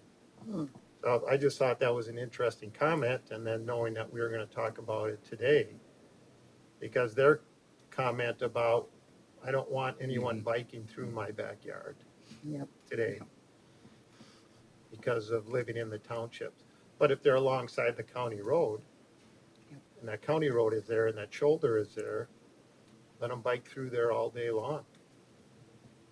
Yeah. Absolutely. That's a really good discussion point. We're gonna focus on the, as Lance mentioned, the ones that are in the urbanizing area, but keep an eye on the long-term needs. You know, those dashed ones, as you mentioned, Commissioner, are from our 2040 comp plan. So what do we do with those into the future? Are there some that are a high enough priority? I would say we've been getting quite a few requests for 41. Obviously, it's in Chaska-Chan, but it might be off-road. There's some nice areas there. There's a kind of a gravel trail. So which of these longer-term ones should we be doing planning work for, master planning? And what does that entail? It entails a lot. Obviously, a lot of public involvement, a lot of township involvement. But we're not ready for that, but that's definitely a discussion point of where those longer-term visions need to go. But at the very minimum, you know, back to the Carver one, right? They know this is here, they know it's a priority someday, so at least as development occurs, we don't choke it off. So that's an impossible to do it, or that it ends up going along city streets, you know, block by block. We want a more continuous movement. But that whole planning discussion is really important. I mean, if you look at some more mature agencies, Dakota County, for instance, what do they call them, greenways? They have this whole, maybe you guys know way more about it than me, there's this greenway plan, and they've been working on these longer range corridors for many, many years. And you know, it took a lot of work, a lot of planning work, a lot of political work, and then, but now they're at the point where they're developing these trails and they're getting regional and federal funding because they're these really important corridors. We haven't done any of that. That's a really important point to make. When it's kind of like transit, right? When is it the appropriate time for us to go down that path? I think they have a whole group, Greenway group of people in the Parks Department. That's what they do. So we're not there, but it's coming. The whole, whose farm can you go through? Who doesn't want to do it? Who does? That's a really good discussion. And then ultimately, if we're going to plan for 10 new trails, what's the priority? Yeah. Because we know that probably trail number 10 is not going to get done for 50 years. Yeah. But trail 1, 2, 3, and 4, Yeah. might get done, and then what's the cost? Right on. Good points, That's a good very good question. points. If I may, real quick, Commissioner, I think you just brought up some really good points that made me think about just kind of what type of system are we planning for, right? There may be opportunities where it's more appropriate, where we want to have that bigger shoulder for the longer distant bicycle, which is a totally different user versus the separated trails within more of the city limits growth areas. So there could be some more discussion and thought about providing a little bit more detail of what these lines mean. You know, are we trying to create more of a greenway system? Are we trying to create more separated trail loop system between the cities? Or are we just looking at, you know, providing that little extra width on the county road that give a more comfortable for the more avid bicycle user? So all things that could maybe come out of the comp plan update. And then you had mentioned a key point earlier, Lance, about being a gravel bike rider, and I'm one of those also. And the pleasure that you have to get off of a paved county road and to get on a gravel and to go biking, it's so quiet, it's so peaceful. You might pass one vehicle, maybe two vehicles, and you can go in these unique spots. And I think that's pretty unique that Carver County, you take some gravel roads down through Dahlgren and San Francisco Township and get way back in there. Mhm. It's pretty enjoyable. You just gotta watch out for the farm dogs. Yeah. Mr. Chair, David? excuse me. So I wanted to make sure we're on the same page with funding. Some of the memory's fuzzy on this, but the active transportation account, that's under the TAA. Yes. And I recall some painful memories of that fund nearly being rated, like one vote Count on short. it. So I'd Yep. remember that, right? History sometimes repeats itself. We just heard from our lobbyists saying, get ready for some defense, if nothing else. So I think, yeah, we should consider helping the cities, given that fund, but there's no requirement to share those funds. But more importantly, if they go away, we don't want to make the commitment up front, right? To say, we'll do this, and then all of a sudden it gets wiped away in one vote potentially. Yeah. But again, back to my memory of that. So there's other areas where those dollars could be spent. We just spent Yep. money on busing, Yep. sharing with the cities. Yep. That was Three buckets: road preservation, trails, and transit. Yeah, so I think for the board's consideration, that to me is a real high level. Make sure you're thinking about that as you're providing direction, because you can shift those directions. Well, you have to spend them in those buckets. So 40% road preservation, or 41 in active, 17 in transit. Okay, so Required. under this, good clarification. So under this bucket. That add up to 100? 101. So under this bucket, what are the other choices? If we talk about act. Oh, for this one? Yeah. There is another one. Yeah, you're right. Is it complete streets under this category? There is another one. Yeah, it's Yeah. either complete streets or corridor safety. So I'm not, Yeah, you're right. There's some other I'm not choices. disagreeing with the recommendations. I just wanted to make sure the board understood those. Yep. So when I first saw this presentation come through, I'm like, oh, wow, how are we gonna, it's not levy, back to Commissioner Witterman's point. Remember, there's a rail levy in here, a little different levy, right, but Right. a nominal amount. But that to me is the guidance that ultimately I'll be looking for the board from when the budgets come through. But I don't necessarily have, other thoughts in mind other than it's a lot of money we're talking about here. 14 million remaining after these Right. allocations. And plus, once you build them, you gotta maintain them forever. So it's a long-term commitment Yeah. to our budget. And if that fund goes away, you're right, you gotta, Yeah, so thanks to the legislature, but be wary yeah. of long-term commitments. What's good is I think when they created this fund, this is the kind of thing they wanted to do. Trails are really popular. So I think their intent was, but those are the transit, some people want more BRT, but there's a lot of legislators that want more active transportation. And that's why they created it. So if we can show a plan and we're ready to deliver it, don't cut this, because we've already got some, kind of like the transit discussion, we've already got things underway. very difficult for the counties to get rid of that funding once we've started the engine. And we don't want to just keep storing up that money. We want to use it the way it's supposed to be used, so. It's an opportunity, but it is a risk, as you said. Yeah. And Dave, just a levy question. Isn't the maintenance of all our trails and the staff to provide that maintenance, isn't that a levy impact? It is. Yeah. So that could be 1%, 2%. And granted, if we build more trails. Yep. Maintain More them people. and, Yep. Yep. 100%. Yeah, good point. I didn't put that in there, but that's a great point. I think it's a good point by Commissioner Fahey too on 140. Just so long as the conversation, if that's a distracting conversation, maybe we do the dotted line to follow property lines or something different versus cutting through just at random. And I don't know if that's how it's scheduled. Yeah, it's meant to be just a corridor vision. We actually, in our comp plan, we show an arrow from Waconia to Carver. We don't show any corridor. Yeah, because going to those meetings, the people that see Yeah. that map, they see their Sure. property and is that right on my property Oh, line or what? yeah. It seems Oh, like yeah. almost everything else follows like a road or a natural flow. This one Should seems put to a be. note on there for sure. Yeah. And, Commissioner Fahey, to your point, like County Road 40, great example. See that one? We are doing a wide paved shoulder on the piece we're delivering next year. We didn't do it on the first piece, but there is opportunity if we want to go back and widen that shoulder. We have 6 feet that we could pave. But on the new piece, we are doing it with the project. and on County Road 40 where the new Summerfield development is Yep. going in, Yep.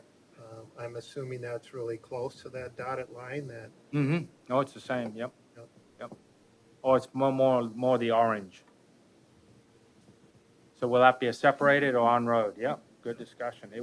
The part that shows up in red there, that will be, we're working with the city right now. We're gonna rebuild 11 from the 4011 intersection all the way up to 4th Street.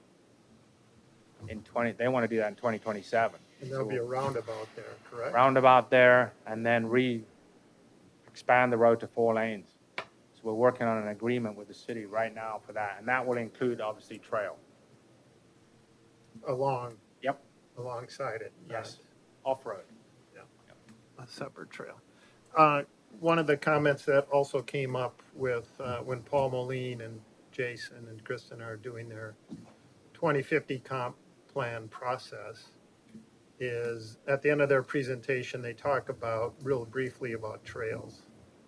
Is that something that you and your group are coming back to the townships then and have those discussions with each township about the 2050 comp trail plan? Sure, we can. Yeah, That'd be great. yeah. That's a great point. 'Cause All right. it'll be definitely interesting to get Mhm. those feedback. Yeah, for sure. The Big Woods Trail, I call it, the 141 through the lakes, the McKnight under the Yeah, railroad yeah, tracks. that's the orange That's corridor. the orange guy, Yeah. so that's just sitting. There's a lot of interest there to pursue that corridor. I think we applied for regional solicitation last cycle, didn't get it, but we should do more planning work for sure. Figure out where that goes, maybe do a master plan with the Met Council. Definitely would have to go into the tracks. Yep. But that one, hopefully we can figure out a way to get it off-road through where the current gravel one is now. It's a pretty unique trail there. It is fun. So that's one of the ones on the list for sure. Go look at the koi. All right, thank you very much. Thank you. You, I'm going to suggest a 3-minute break, recess. yes, please. So we'll see you back here in a few minutes.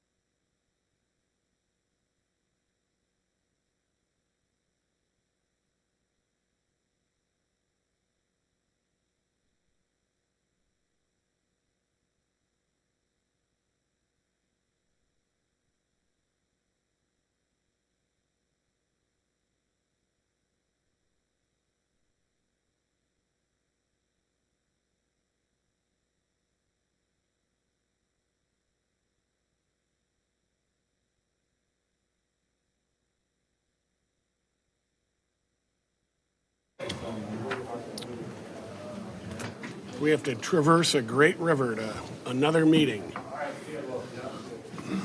We're ready? We're good. We're ready.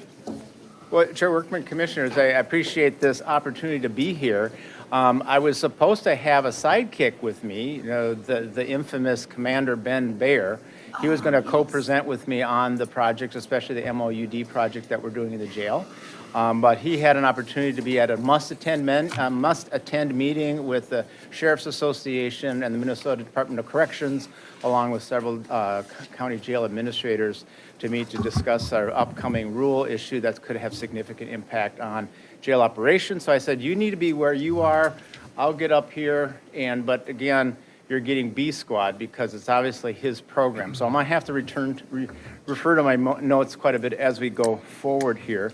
I also just want to appreciate, again, I appreciated the previous presentations about the effort we do in putting trails. That clearly makes a difference as far as having Carver County as a destination spot. It also clearly provides opportunity for increased physical activity and outdoor engagement and all that, and that's also really, really important. And at some point, I could also talk about the growing body of research that shows a correlation between library use and health and well-being too, but that's another day. So we'd be happy to talk about that. But again, today, I just want to thank you for the opportunity to speak with you today. As you know, Carver County is a recipient of the National Opioid Settlement Funds, which is governed by the Minnesota State Subdivision Memorandum of Agreement, or MOA. Carver County continues to advance its response to the opioid crisis through the strategic use of these funds, which the board approved, as you may recall, in 2023. These funds are dedicated exclusively to evidence-based opioid remediation and support of a continuum of prevention in treatment, harm reduction, and recovery strategies. And in alignment with the MOA and with public health serving as the chief strategist, we've established a transparent internal application and review process along with an external RFP process. And this helps ensure that all the funds initiated demonstrate strong community impact, adhere to our best practices, and maintain accountability. And to date, as a result of the implementation, we have 7 internal projects that we've so far supported and 4 external projects. And these span such areas as community education, naloxone distribution, culturally responsive treatment supports, and re-entry services. Through this process, the Carver County Jail's Medication for Opioid Use Disorder program has emerged as one of our highest value added investments. And it's this program that I'm going to highlight primarily today in my presentation. Now, many individuals entering the jail have a untreated opioid use disorder, and the weeks immediately after release often represent one of the highest risk windows for fatal overdoses for these individuals. They come in the process of maybe recovery or start the recovery. They were without use, their tolerance lowers, they go out back after the release, they think they need to use the same amount, they use that, and that's what often then causes the fatality. So it is a significant concern. And one of the quotes by Sergeant Alex Stern said, "Offering medication for free is a great way to show these offenders we care." So it provides that sense of trust and bonding. And it's amazing how many inmates in jails, after they've been released, come back to thank their captors. Mm-hmm. You know, we've had several inmates come back and specifically thank the work that the deputies have provided, the jail personnel have provided in helping them with the care. And the opioid, the MOUD program has been one of those that have enabled that. And you'll see that as we move forward. The prevalence of opioid use disorder in the incarcerated population far exceeds that of the general public. Across Minnesota, the overdose death risk in the weeks after jail release is 15.5 times higher than the general population. There's even a higher risk for those of our indigenous population as well as those of color, because they are also both overrepresented in our jail. What's amazing though is fewer than half of Minnesota jails currently provide an MOUD program, despite the overwhelming evidence of its effectiveness. Now, national research shows that MOUD in jail reduces fatal overdoses by 60%. It reduces recidivism by nearly 15%, and it significantly improves engagement in treatment after release, enhancing overall public safety and reducing systems cost. And a quote by Commander Baer, he said, By managing withdrawal symptoms effectively, we've seen a noticeable reduction in agitation, conflict, and behavioral incidents involving both inmates and staff. And we'll share a little bit more about that. So not only has that improved the care for inmates, but it's also significantly improved staff morale and staff comfort caring for the inmates. So why launch MOD? We've launched the jail MOD in 2025 using the opioid settlements. I think we had about 148,000 for that year. We're anticipating about 170 or close to that for 2026. And of course, I was just struck by the previous presentation, the scale of the money that we need for trails, which is important, compared to what we're talking about now, which is 170,000 a year. So just that contrast. But yet, as Heather was pointing out, we are good, wise stewards of our money, and we put it to good work because obviously the reduction in cost after the fact is significant. But I just was struck by that. Both obviously important, but quite a bit different. So far, we've engaged at least 90 individuals inducted to the MOU program since its inception, and we've noticed a dramatic reduction in medical emergencies and withdrawal-related incidences. Sergeant Jewell said, "We have no more inmates vomiting or having diarrhea in their booking or in their unit." It wasn't uncommon when inmates were coming in the process of withdrawal to experience significant physical manifestations of that withdrawal, which often resulted in having liquid come out of pretty much every orifice of your body. And it was not only humiliating for the inmate, but it was very difficult and challenging for the jail staff to attend to that, and it was really difficult. Oftentimes, some of the other physical symptoms would be like kicking the door, having sort of almost like seizure-like moments. Now, with the launch of the MOUD program, they haven't had one incident of that happening to inmates since they've started. 180-degree turnaround from the intent. So that has just been a huge success for that, if nothing else. So how does the MOUD program change jail operations? Well, obviously, it increases the ability to have stable individuals and a safer environment, just like I mentioned. There's less crisis management. There's fewer medical emergencies as a result of that. There's greater staff confidence and reduced stress. Another quote, the jail MOD program has improved facility operations significantly. It's eased the burden on detention staff to handle medical situations. Lieutenant Beebe said, the program has increased my pride and confidence in my ability to safely and humanely treat our most vulnerable inmates. And so like I mentioned before, not only has it been improved to our inmates, but it's also improved the work environment for our staff as well. Just basically the human impact, as I've alluded to, it's significantly improved health outcomes. It's improved our public safety. It's improved cost effectiveness because the cost of running that program is considerably less than having to deal with the sequelae of poor behavior, of having to transfer to the hospital, of having to deal with them after they're released and then having them just come back again. And there's other public health benefits as well. One of the things oh my God, I hit myself there. One other quote that I wanted to share is, I believe this program has been truly life-saving for many of our inmates in the jail. At the very least, it's helped them stay sober and make positive decisions and plans for their life. A few inmates I've talked with began to see that their life had value and it was worth fighting for addiction. That is very powerful. So it basically gave, one of the quotes I've often shared with you before is, when you have hope in the future, you have power in the present. Yes. You know, and now this is a program that actually gives inmates an opportunity for hope, because they see a path through the recovery, going through first managing the withdrawal, through the recovery, making connections with people who care about them. And then, of course, part of the reentry program I'll talk about in a minute is that transition then to community-based care. And so that gives them something worth fighting for, and gives them the reason to continue to maintain their sobriety. The MOUD program that we are now incorporating into our jail was formed under the Governor's Office of Addiction and Recovery, created a statewide roadmap to ensure consistent, equitable access to MOD in every jail. So that was sort of the first process. The other priority, they reduced stigma through foundational training. They addressed disparities impacting both tribal, rural, and BIPOC communities. They strengthened coordination across corrections, public health, healthcare systems, and community partners. and they're using the opioid settlement funds to build long-term sustainability.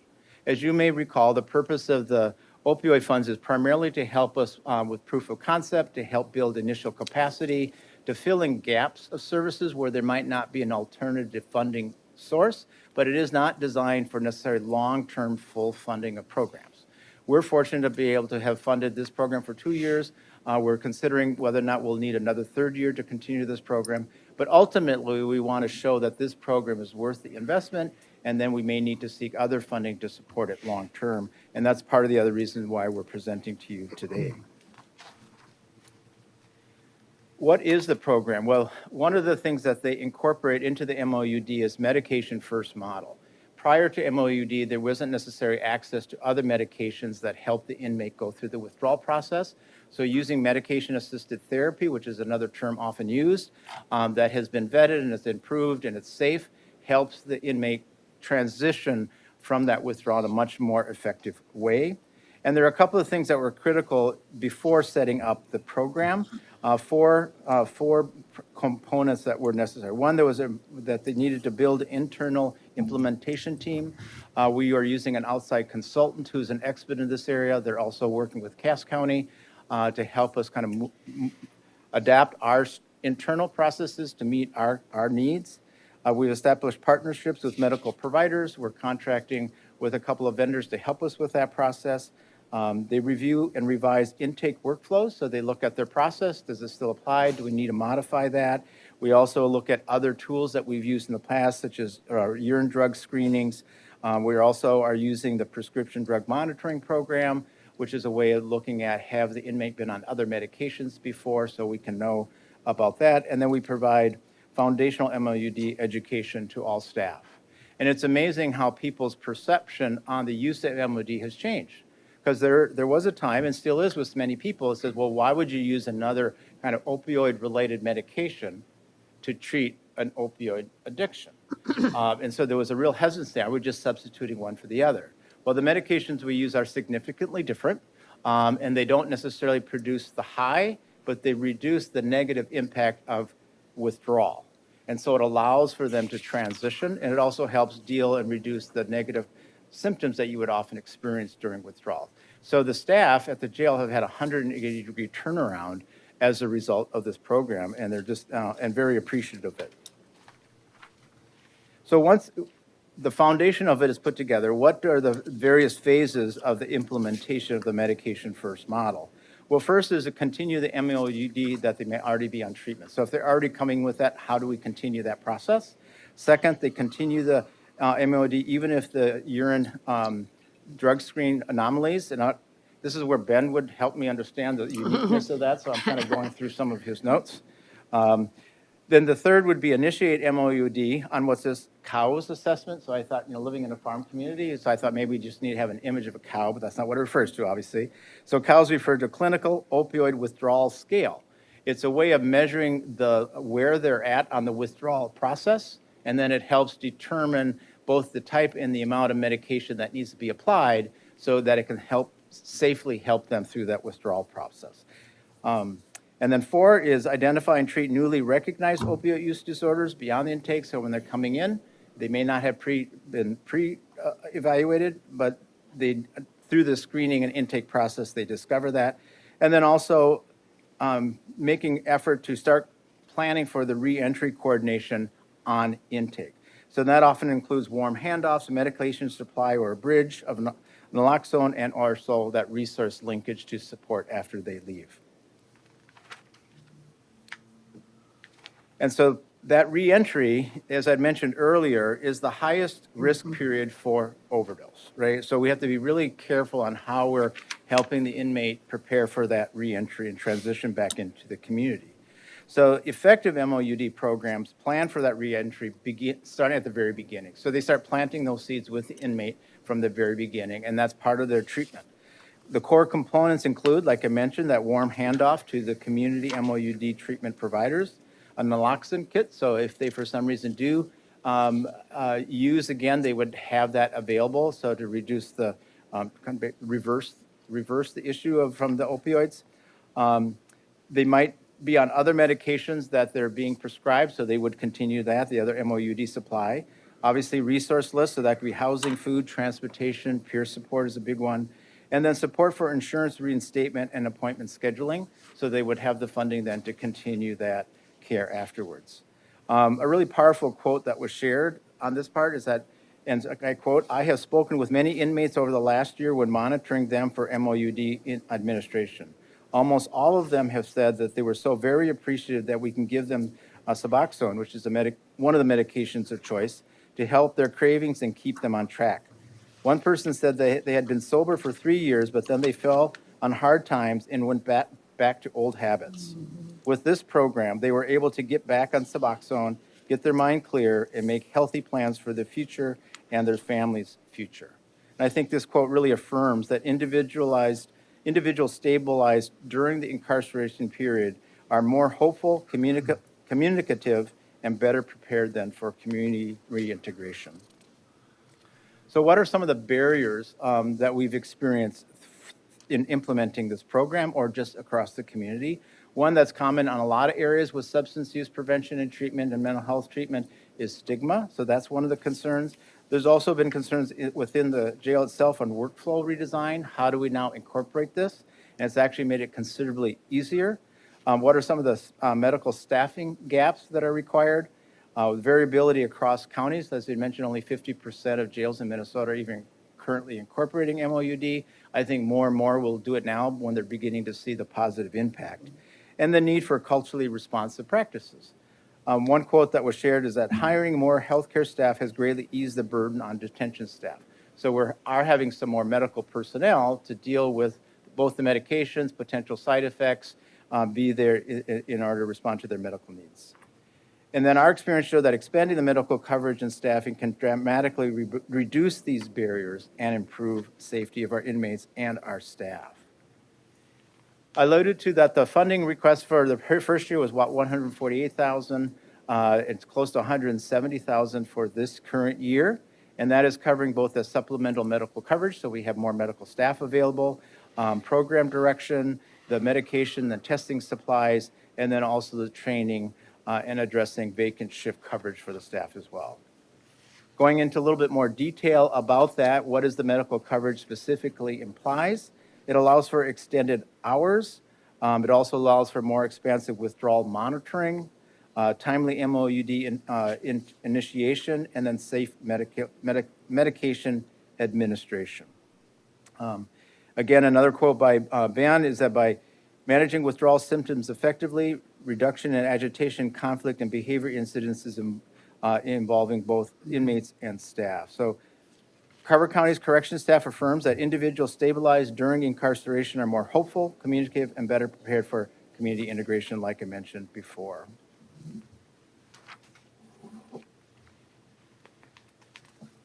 The funding that we use for program direction and clinical oversight allows us to maintain that model for fidelity.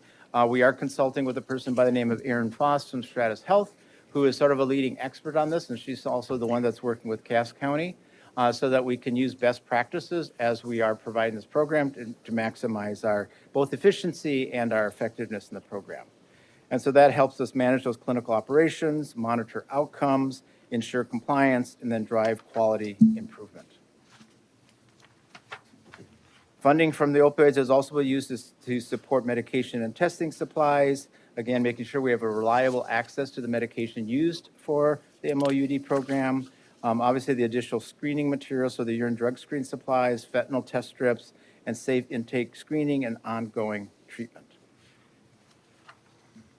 And then the training, as I had mentioned, that allows for onboarding of clinical contractors, the holiday and emergency shift coverage, and sustained service continuity.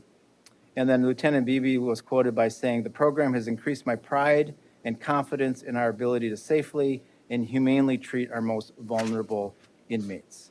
It's really nice to have a program where not only is it making a difference in the outcomes of the patients or the clients you're serving, but to see how it also improves job satisfaction with our staff as well. So it's a win-win-win with this program.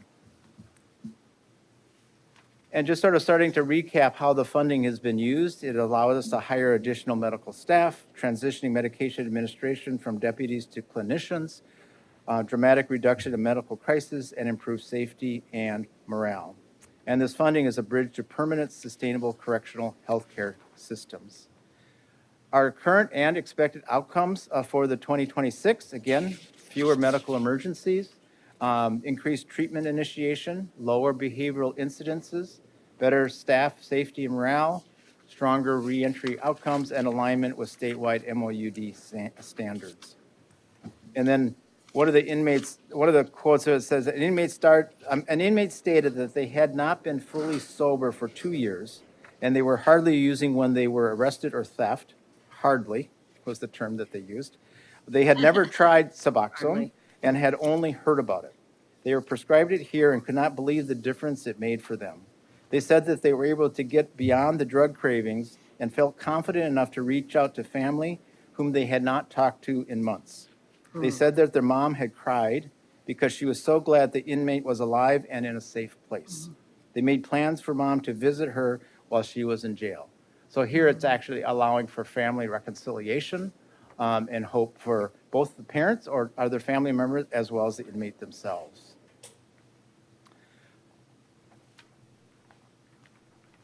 The roadmap then to long-term sustainability, obviously in 2026, we're hoping to strengthen staffing, workflows, clinical procedures, establishing that proof of concept that we're talking about. 27, 28, we'll transition to the county board, coming back at some point, asking the county board to see what other funding sources we can use to continue this program.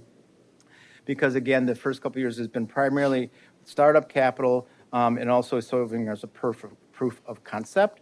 But we're really excited to feel that this is one of our highest, I think, investment returns on the programs that we've been funding through the opioid settlement.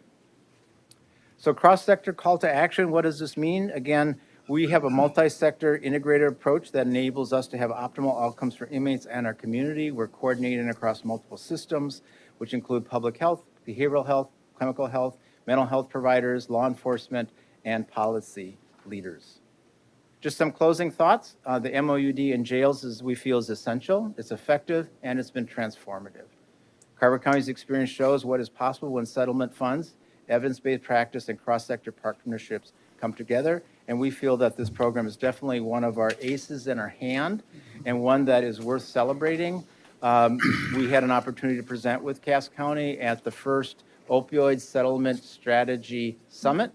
And we presented this program at them too, just to kind of let people know what's available. And I think there's definitely a growing interest in county level jails to offer MOUD programs across the state.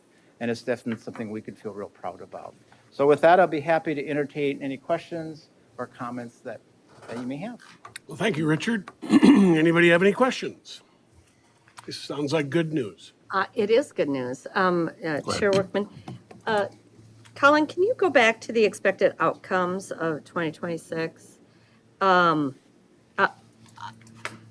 a big fan, and I've heard of a similar type of program. I mean, almost a decade ago, there was a documentary called Seattle is Dying, and the amount of homeless people that were living in Seattle.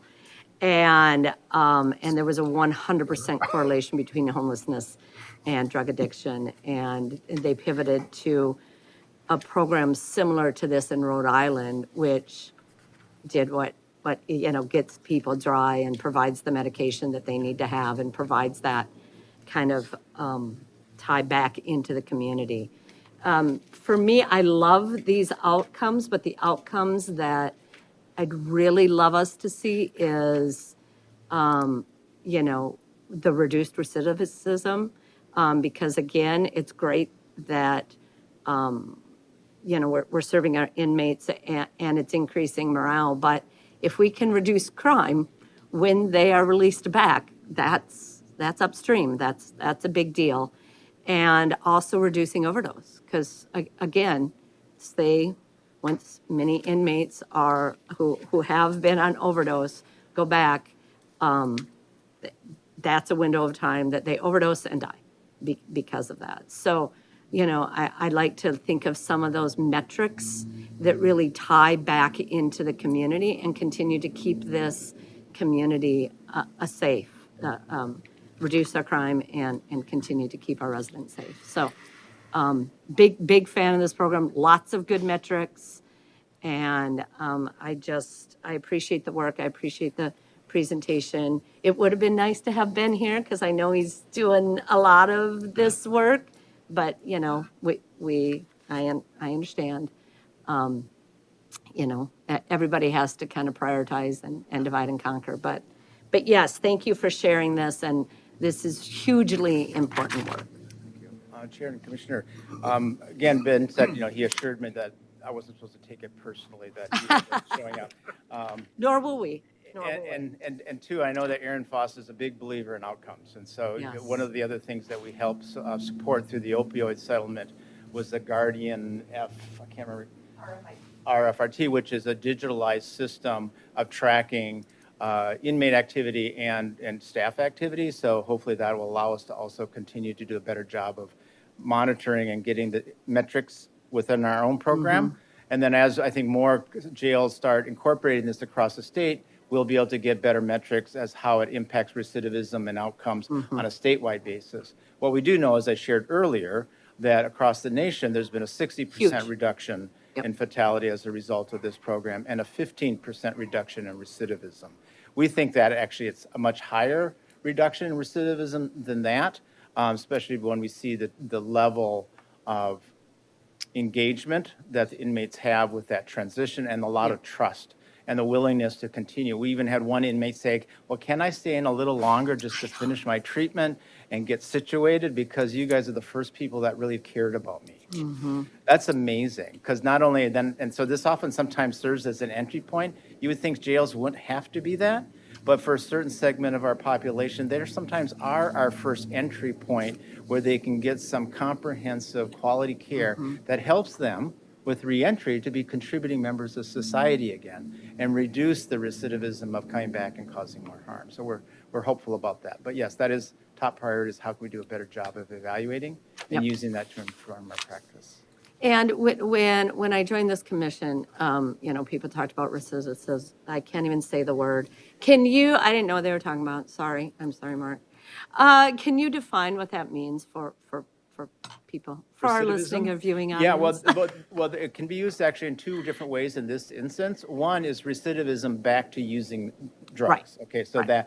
that falling off the wagon, as we used to say, Yep. right, a long time ago, as alcohol. But it also Which means is easier to say. it also means recommitting crimes that result in incarceration again. And so that's the form of recidivism that Yep. it's reducing as well. Yeah, thank you. I think Commissioner Lynch was next. I did. Yeah, I think you touched on it a little bit, but you said the staff wasn't on board initially. I would assume, and I don't want to put words in your mouth, tell me if it's different than this, because you mentioned that you're giving to someone a drug to keep them off drugs, but I think that the drug withdrawal with opioids are very, very difficult to manage. Anyone viewing this, how is this different than giving an alcoholic who's suffering from delirium tremors, DTs, a shot of whiskey? Well, I'm not qualified to respond to that question. From my understanding, that Suboxone is often the drug of choice, which doesn't create the highs that you would normally get with fentanyl or some of the other opioids, but it tells your body that it's getting enough of it to prevent the withdrawals. So in your analogy, it'd be basically reducing the DTs without getting intoxicated. So therefore, that allows them to cope better without having that absolute craving. The summit that we attended, and Holly was with me, was one of the person who had lived with life experience. I think it was 30 plus years of addiction, and finally got to the point where the pain of change was less than the pain of staying the same. And he says, you can't believe the absolute force of addiction has on your desire to do something. It's almost beyond your control. You're so addicted, and that's what then often results in them doing criminal behavior that they would never think of doing before. Robbing and stealing from their grandmother. Other things, causing physical violence to get something because the craving and desire is so strong. The medication-assisted therapy, or the MOUD, helps eliminate that strong compulsive desire without creating that other high that they were seeking before. And so it allows them to become more normalized. But the trick is knowing where they're at in that withdrawal process and make sure you're monitoring their physical symptoms so you're titrating the medication accordingly. And that's why you need to have the medical personnel. And then you have the assessment system that I mentioned, and then that knows where they're at. We're checking any past records they may have, so we know what they may have been on, what they're allergic to, what's worked, what's not worked, and then integrating that in a controlled system, and that allows them to transition. So they're not going through that severe physical withdrawal that they were doing before. And so in that way, it helps. But it doesn't contribute to the high. Now, naloxone, as you may know, and I'm not an expert on this, but naloxone basically helps reverse, in a very immediate fashion, the impact of the fentanyl. But you then often get the agitation as a result of it because you go from this euphoria to this anger, right? In a very short period of time, so you can often get combativeness. Suboxone is a little different. It allows you to sort of chill, and then allows, of course, other therapeutics and other treatments to be more effective. Not being an expert, that's my best. I don't know how, Molly, Holly, if you had anything else to say about that, Holly's my colleague who sort of serves as our primary opioid settlement coordinator and has been very active in learning about the effectiveness of the MOD program. Yeah, I think the only thing I would add to Commissioner Lynch's point is that there is increasing evidence that actually there's medication for alcohol use disorder as well. So that's another version of medicated assisted therapy that's increasingly becoming gold standard. So it'd be like drinking a Michelob Ultra. Yeah. They say it's beer. I think you're drinking a beer. How's that, huh? Chair Workman, again, it's a different medication, and this is where sort of beyond my scientific knowledge of how the chemistry works. So it's not like just having less of it. It's not like, say, okay, if you've taken fentanyl, and to reduce the withdrawal symptoms of fentanyl, you just get a smaller amount of fentanyl. It's not just less of the same drug. It's in the same classification of drugs, so your body assumes that it sort of doesn't have that negative withdrawal without getting the high. So it's actually a different medication. And sometimes they combine different kinds depending on what they may have been on before or what's best suited for that inmate. Genius. Yeah. Commissioner Uterman. Mark, you helped negotiate some of this. You've been tied to it with your peers across the state, your leadership role within the attorneys. Are you seeing this work for other counties, and are other counties doing different things that maybe we should consider? I know there's a tremendous amount of dollars that was invested here, and you're expressing an anecdotal ROI. I don't know if that plays out in math or other counties as well. Yeah, Mr. Chairman, Board, thanks for that question. And obviously, I'm a huge supporter of this. And talking to my colleagues, it's really critical when these individuals come into our jails and they're going through withdrawals and you don't have any options like this. And it was controversial. It's going to become commonplace. It will be in a couple of years. They'll probably have 90% of them. And so this is a really good start. I wanted to say that this is a shining moment of Carver County where it proves that we care about people. We care about defendants and inmates, not just looking at them as criminals. I mean, they're defendants and they allegedly committed crimes, but they're not just being warehoused. They're still human beings. And what I've seen going through some trials and working with the jail staff whose life was threatened in the trial that I had, they still respect these people and care about them, and they know that they're at a snapshot in their life, and they're there to care for them, not judge them.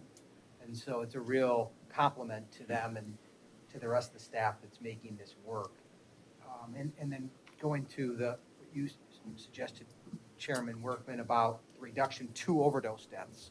Well, this is probably maybe a small part of this. You can't really measure it, but if these individuals are going through withdrawal and then they're able to make better decisions, they're not going to likely overdose. So we can't say for sure whether people are going to die, but if you think about it, that's another component that we're trying to get ahead of this in the jail. Because if they were in a facility and we transported them there, like you go to detox, if somebody is so intoxicated they're .40, they're not gonna have them in their jail and take them to detox. Well, they're gonna go through and they're professionals to help them go through the withdrawals. And here, we're doing it right in the jail. And so it's a great use of the opioid money. I just signed another settlement agreement in the last month. So, which has been great. And so I think it really is such a great program. And I'm just really proud that they're doing this. And my final comment is, I need to get this to the judges and so they can fully appreciate it. Partly because sometimes it's a better place for these defendants to be than to post $500 bail and get out there. So if they know, okay, I mean, a judge isn't going to set higher bail because they're going to get treatment, but they're in a safe place where they're going to have the necessary drug. Suboxone is what I've talked, to my colleagues is what they used, what they generally use in the jail. Then it's going to reduce that recidivism. They're not going to get out there. They're going to be on the right path, and it ties in nicely to our drug treatment court because that's what we're trying to do anyway. And we're expending all these resources, hundreds of thousands of dollars on these individuals so they get healthy so they don't commit crimes and they can have good relationships. They pay their child support. They have relationships with their children. They have jobs. They're paying their taxes, et cetera, et cetera, et cetera. And so you talk about a different way of doing things, but it costs a lot of money for this too. And so that's where the board, who I know has been supportive of our drug treatment court and our veterans court, but it takes political courage to do that because if you're taking money for this, you're potentially taking away from other programs, but just coming full circle again, yeah, it's a really great thing that they're doing. So thanks for all the work that you're doing in the jail, of course, and Ben and because this is what probably they signed up for, is they're like, oh, you're going to be a nurse. I saw Ben in the parking lot last week. I said, geez, you all have to be nurses now, huh? He's like, yeah, they're giving a lot of medication besides this to people who are mentally ill, and they have nurses that are there, but they still have to have that compassion. Chair Wilson, if I may, thank you. Thank you, County Attorney, for that. I would say, yes, this does cost a lot but if you think about how much money taxpayers are paying for the gentleman and that does not meet criteria, this is a drop in the bucket. And if we can save that, if we can save a person from kind of getting back out there and committing more crimes and God forbid, murdering someone, that saves us millions and millions and millions of dollars. So this is truly an upstream program. Go ahead, Richard. Commissioner Fahey. Sorry. Would you? Oh, go ahead. All right. If you go to slide 54, Richard, it was just one back from where you were previously, that the settlement funds, no, go back one more there. And we talk about the hiring of additional medical staff, and we're going to have to continue to have that staff on board. We might have to hire more. And then that transitioning of, and Mark alluded to it, from those deputies,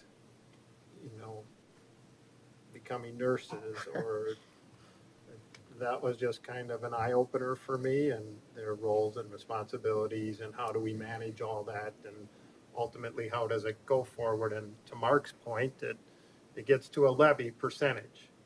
Ultimately, if we're going to shoot for a 2% levy, well, then there's probably going to be a lot of things that we're going to have to cut and remove from different types of programs, et cetera. So that's just, but really learned a lot today, Richard, so thank you. I have to say, in light of County Attorney Metz's comment, I think next time, if Ben can't make it, I'm going to ask him to join me and have him do the presentation. So thank you for that. That's really good. So my point on one of the slides, Carver County's request, about $170,000 is a request. I thought we were getting sort of regular doses of this settlement money in. So who are we requesting the money, and from whom? Maybe that's just a wording. Obviously, we're incredibly indebted to County Attorney Metz for his work in the initial work and then ongoing in receiving the settlement. When you really think about it, the total dollar amount comes to roughly annualized of maybe $275,000, $300,000 a year. But a lot of it we get per year. A lot of that came as initial bolus of funding, so we got a little bit more initially. And then obviously then that would sort of reduce the amortization, if you will, for the rest of it over a course of what I understand is about 18 years, and we're in the third year of that now. So less as time goes on, but we've been fortunate to get some additional funding with additional settlements, so that is added to that amount. But when you think about the total dollar amount, so even if we take roughly $300,000 a year, that's still a small amount. Half of that 300,000 went to supporting this program the first year and the second year. So when you think about the total dollar, $160,000 to $170,000 for the impact that we're having, from my point of view on return on investment is really, really good. Because, it's hard, we haven't been able to quantify exactly what that translates into dollars. Part of the funding is also being helped support one of our reentry coordinators. So we were allowed that person to go from a part-time to a full-time position to also help with that, and that's also being supported by the opioid funds. Part of Holly's position is also being supported by that, and that will probably continue as we go along. But based on the memorandum of agreement and what spelled out on how we use the funds, we can use it across the continuum, primarily focusing on opioid reduction, but we also realize that many other substances are tied to opioid use, so we can include a little bit variability in what that means. But it's really designed to help build initial startup capital for a program, help build that proof of concept, and help fill in missing gaps. And that missing gap part could be longer term. One example of that is we're using for our housing program. We have a lot of housing support. The board has been very generous in supporting our housing initiatives. But where sometimes there's gaps in the funding in order to meet a certain need because that client is not eligible for that other funding because they may be on treatment or they may have had a recent relapse. So that prohibits them from accessing other funds. By using the opioid settlement to sort of help fill that temporary gap with small amount, that allows them to access all the other funds that can support them in their housing. We had about 24,000 or so allocated. We only ended up using 14,000 of that, but that helped several people maintain housing. Otherwise, they would have gone homeless, and then we know how much it would have cost to try to get them back into housing. But by just filling in a little bit of gap here and there to help them meet that allowed them. One example was somebody who was involved in education in school, and that was part of their condition. They could no longer afford the tuition, and as a result of that, they were becoming ineligible for some of the other housing support. And so we discovered how much it was. I think it was only a couple $1,000s. So we used funds from that account to help offset that. That allowed her to stay in her housing, and we discovered she's going back. She wants to become an ICU nurse. And so, whereas if she wouldn't have had that little bit to fill in that gap, she would have become homeless, and that would have probably delayed or eliminated her aspirations to become an ICU nurse. So that's, I think, a real good example of how this funding can be used to help leverage other funding to help our residents. Excellent. Heather, are you going to speak to us? I was just going to add, thank you, Richard, for the explanation. I was just going to add, because this slide is a little bit confusing as I was sitting looking at it too. So this, again, the process is, as Richard has explained, we are the chief strategist in Health and Human Services, so we are sort of, I'll call it, lack of a better term, owners of the funds. So other departments, the jail being one of them, then makes a request through our process to that fund for support for the program. One of the pieces, as Richard has already explained, is that per the memorandum of agreement, the agreements we have with the state and even federally, we have a limited time. So the request has come in this amount to fund for opioid funds to fund this program. We are currently reviewing that and determining can we fund, how much more can we fund? Another year, this year, next year, trying to determine can we continue to use those funds. Holly, who is wonderful in the audience, does a report for us that we have to then submit what we funded, for how long, what it's going for, and there's criteria in this agreement. So this request really isn't at this time for a levy request. It's really around the jails requesting opioid funds. We have a committee who goes through those. We score them. There's a very formal process that we review them, score them, determine all of that. So to your point, to your question, I just wanted to make it clear, At this point, this slide reflects what the jail is requesting for opioid funding to continue to fund the program. I think we covered it in another slide. Long-term, there may be a request to the board for levy funding. I would expect it might come in on Attachment A or Attachment E as part of our long-term budgeting process, because we may get to a point where then we can no longer, we can't continue to use the opioid funding because we'll need to move on and use those funds for other startup programs. And so I just want to make that clear because it was a little bit confusing the way it's really should say almost like the jail's request. Yeah, instead of Carver and this, County's. yeah, this Yeah. was specifically how we're, this right here was just a explanation of the current program that we have and the funding that was used for the current. Yeah, yeah. I just didn't want to Thank you confuse the for board. that. Okay, well, very good. I think we had best get going. I do appreciate it, Holly and Richard and Heather and Mark Metz and everybody. This is that sexy part of county government we all enjoy so much. The jail isn't the jail like we used to know. No, And it so isn't. to anybody who might badmouth a good jail, this isn't the way it is. It isn't what it was 20 years ago, 30 years ago. So people there to help. So, anyway, thank you. Let's be adjourned and head over to Scott County. Can I update you on something? Turn it off. Once it's not recording.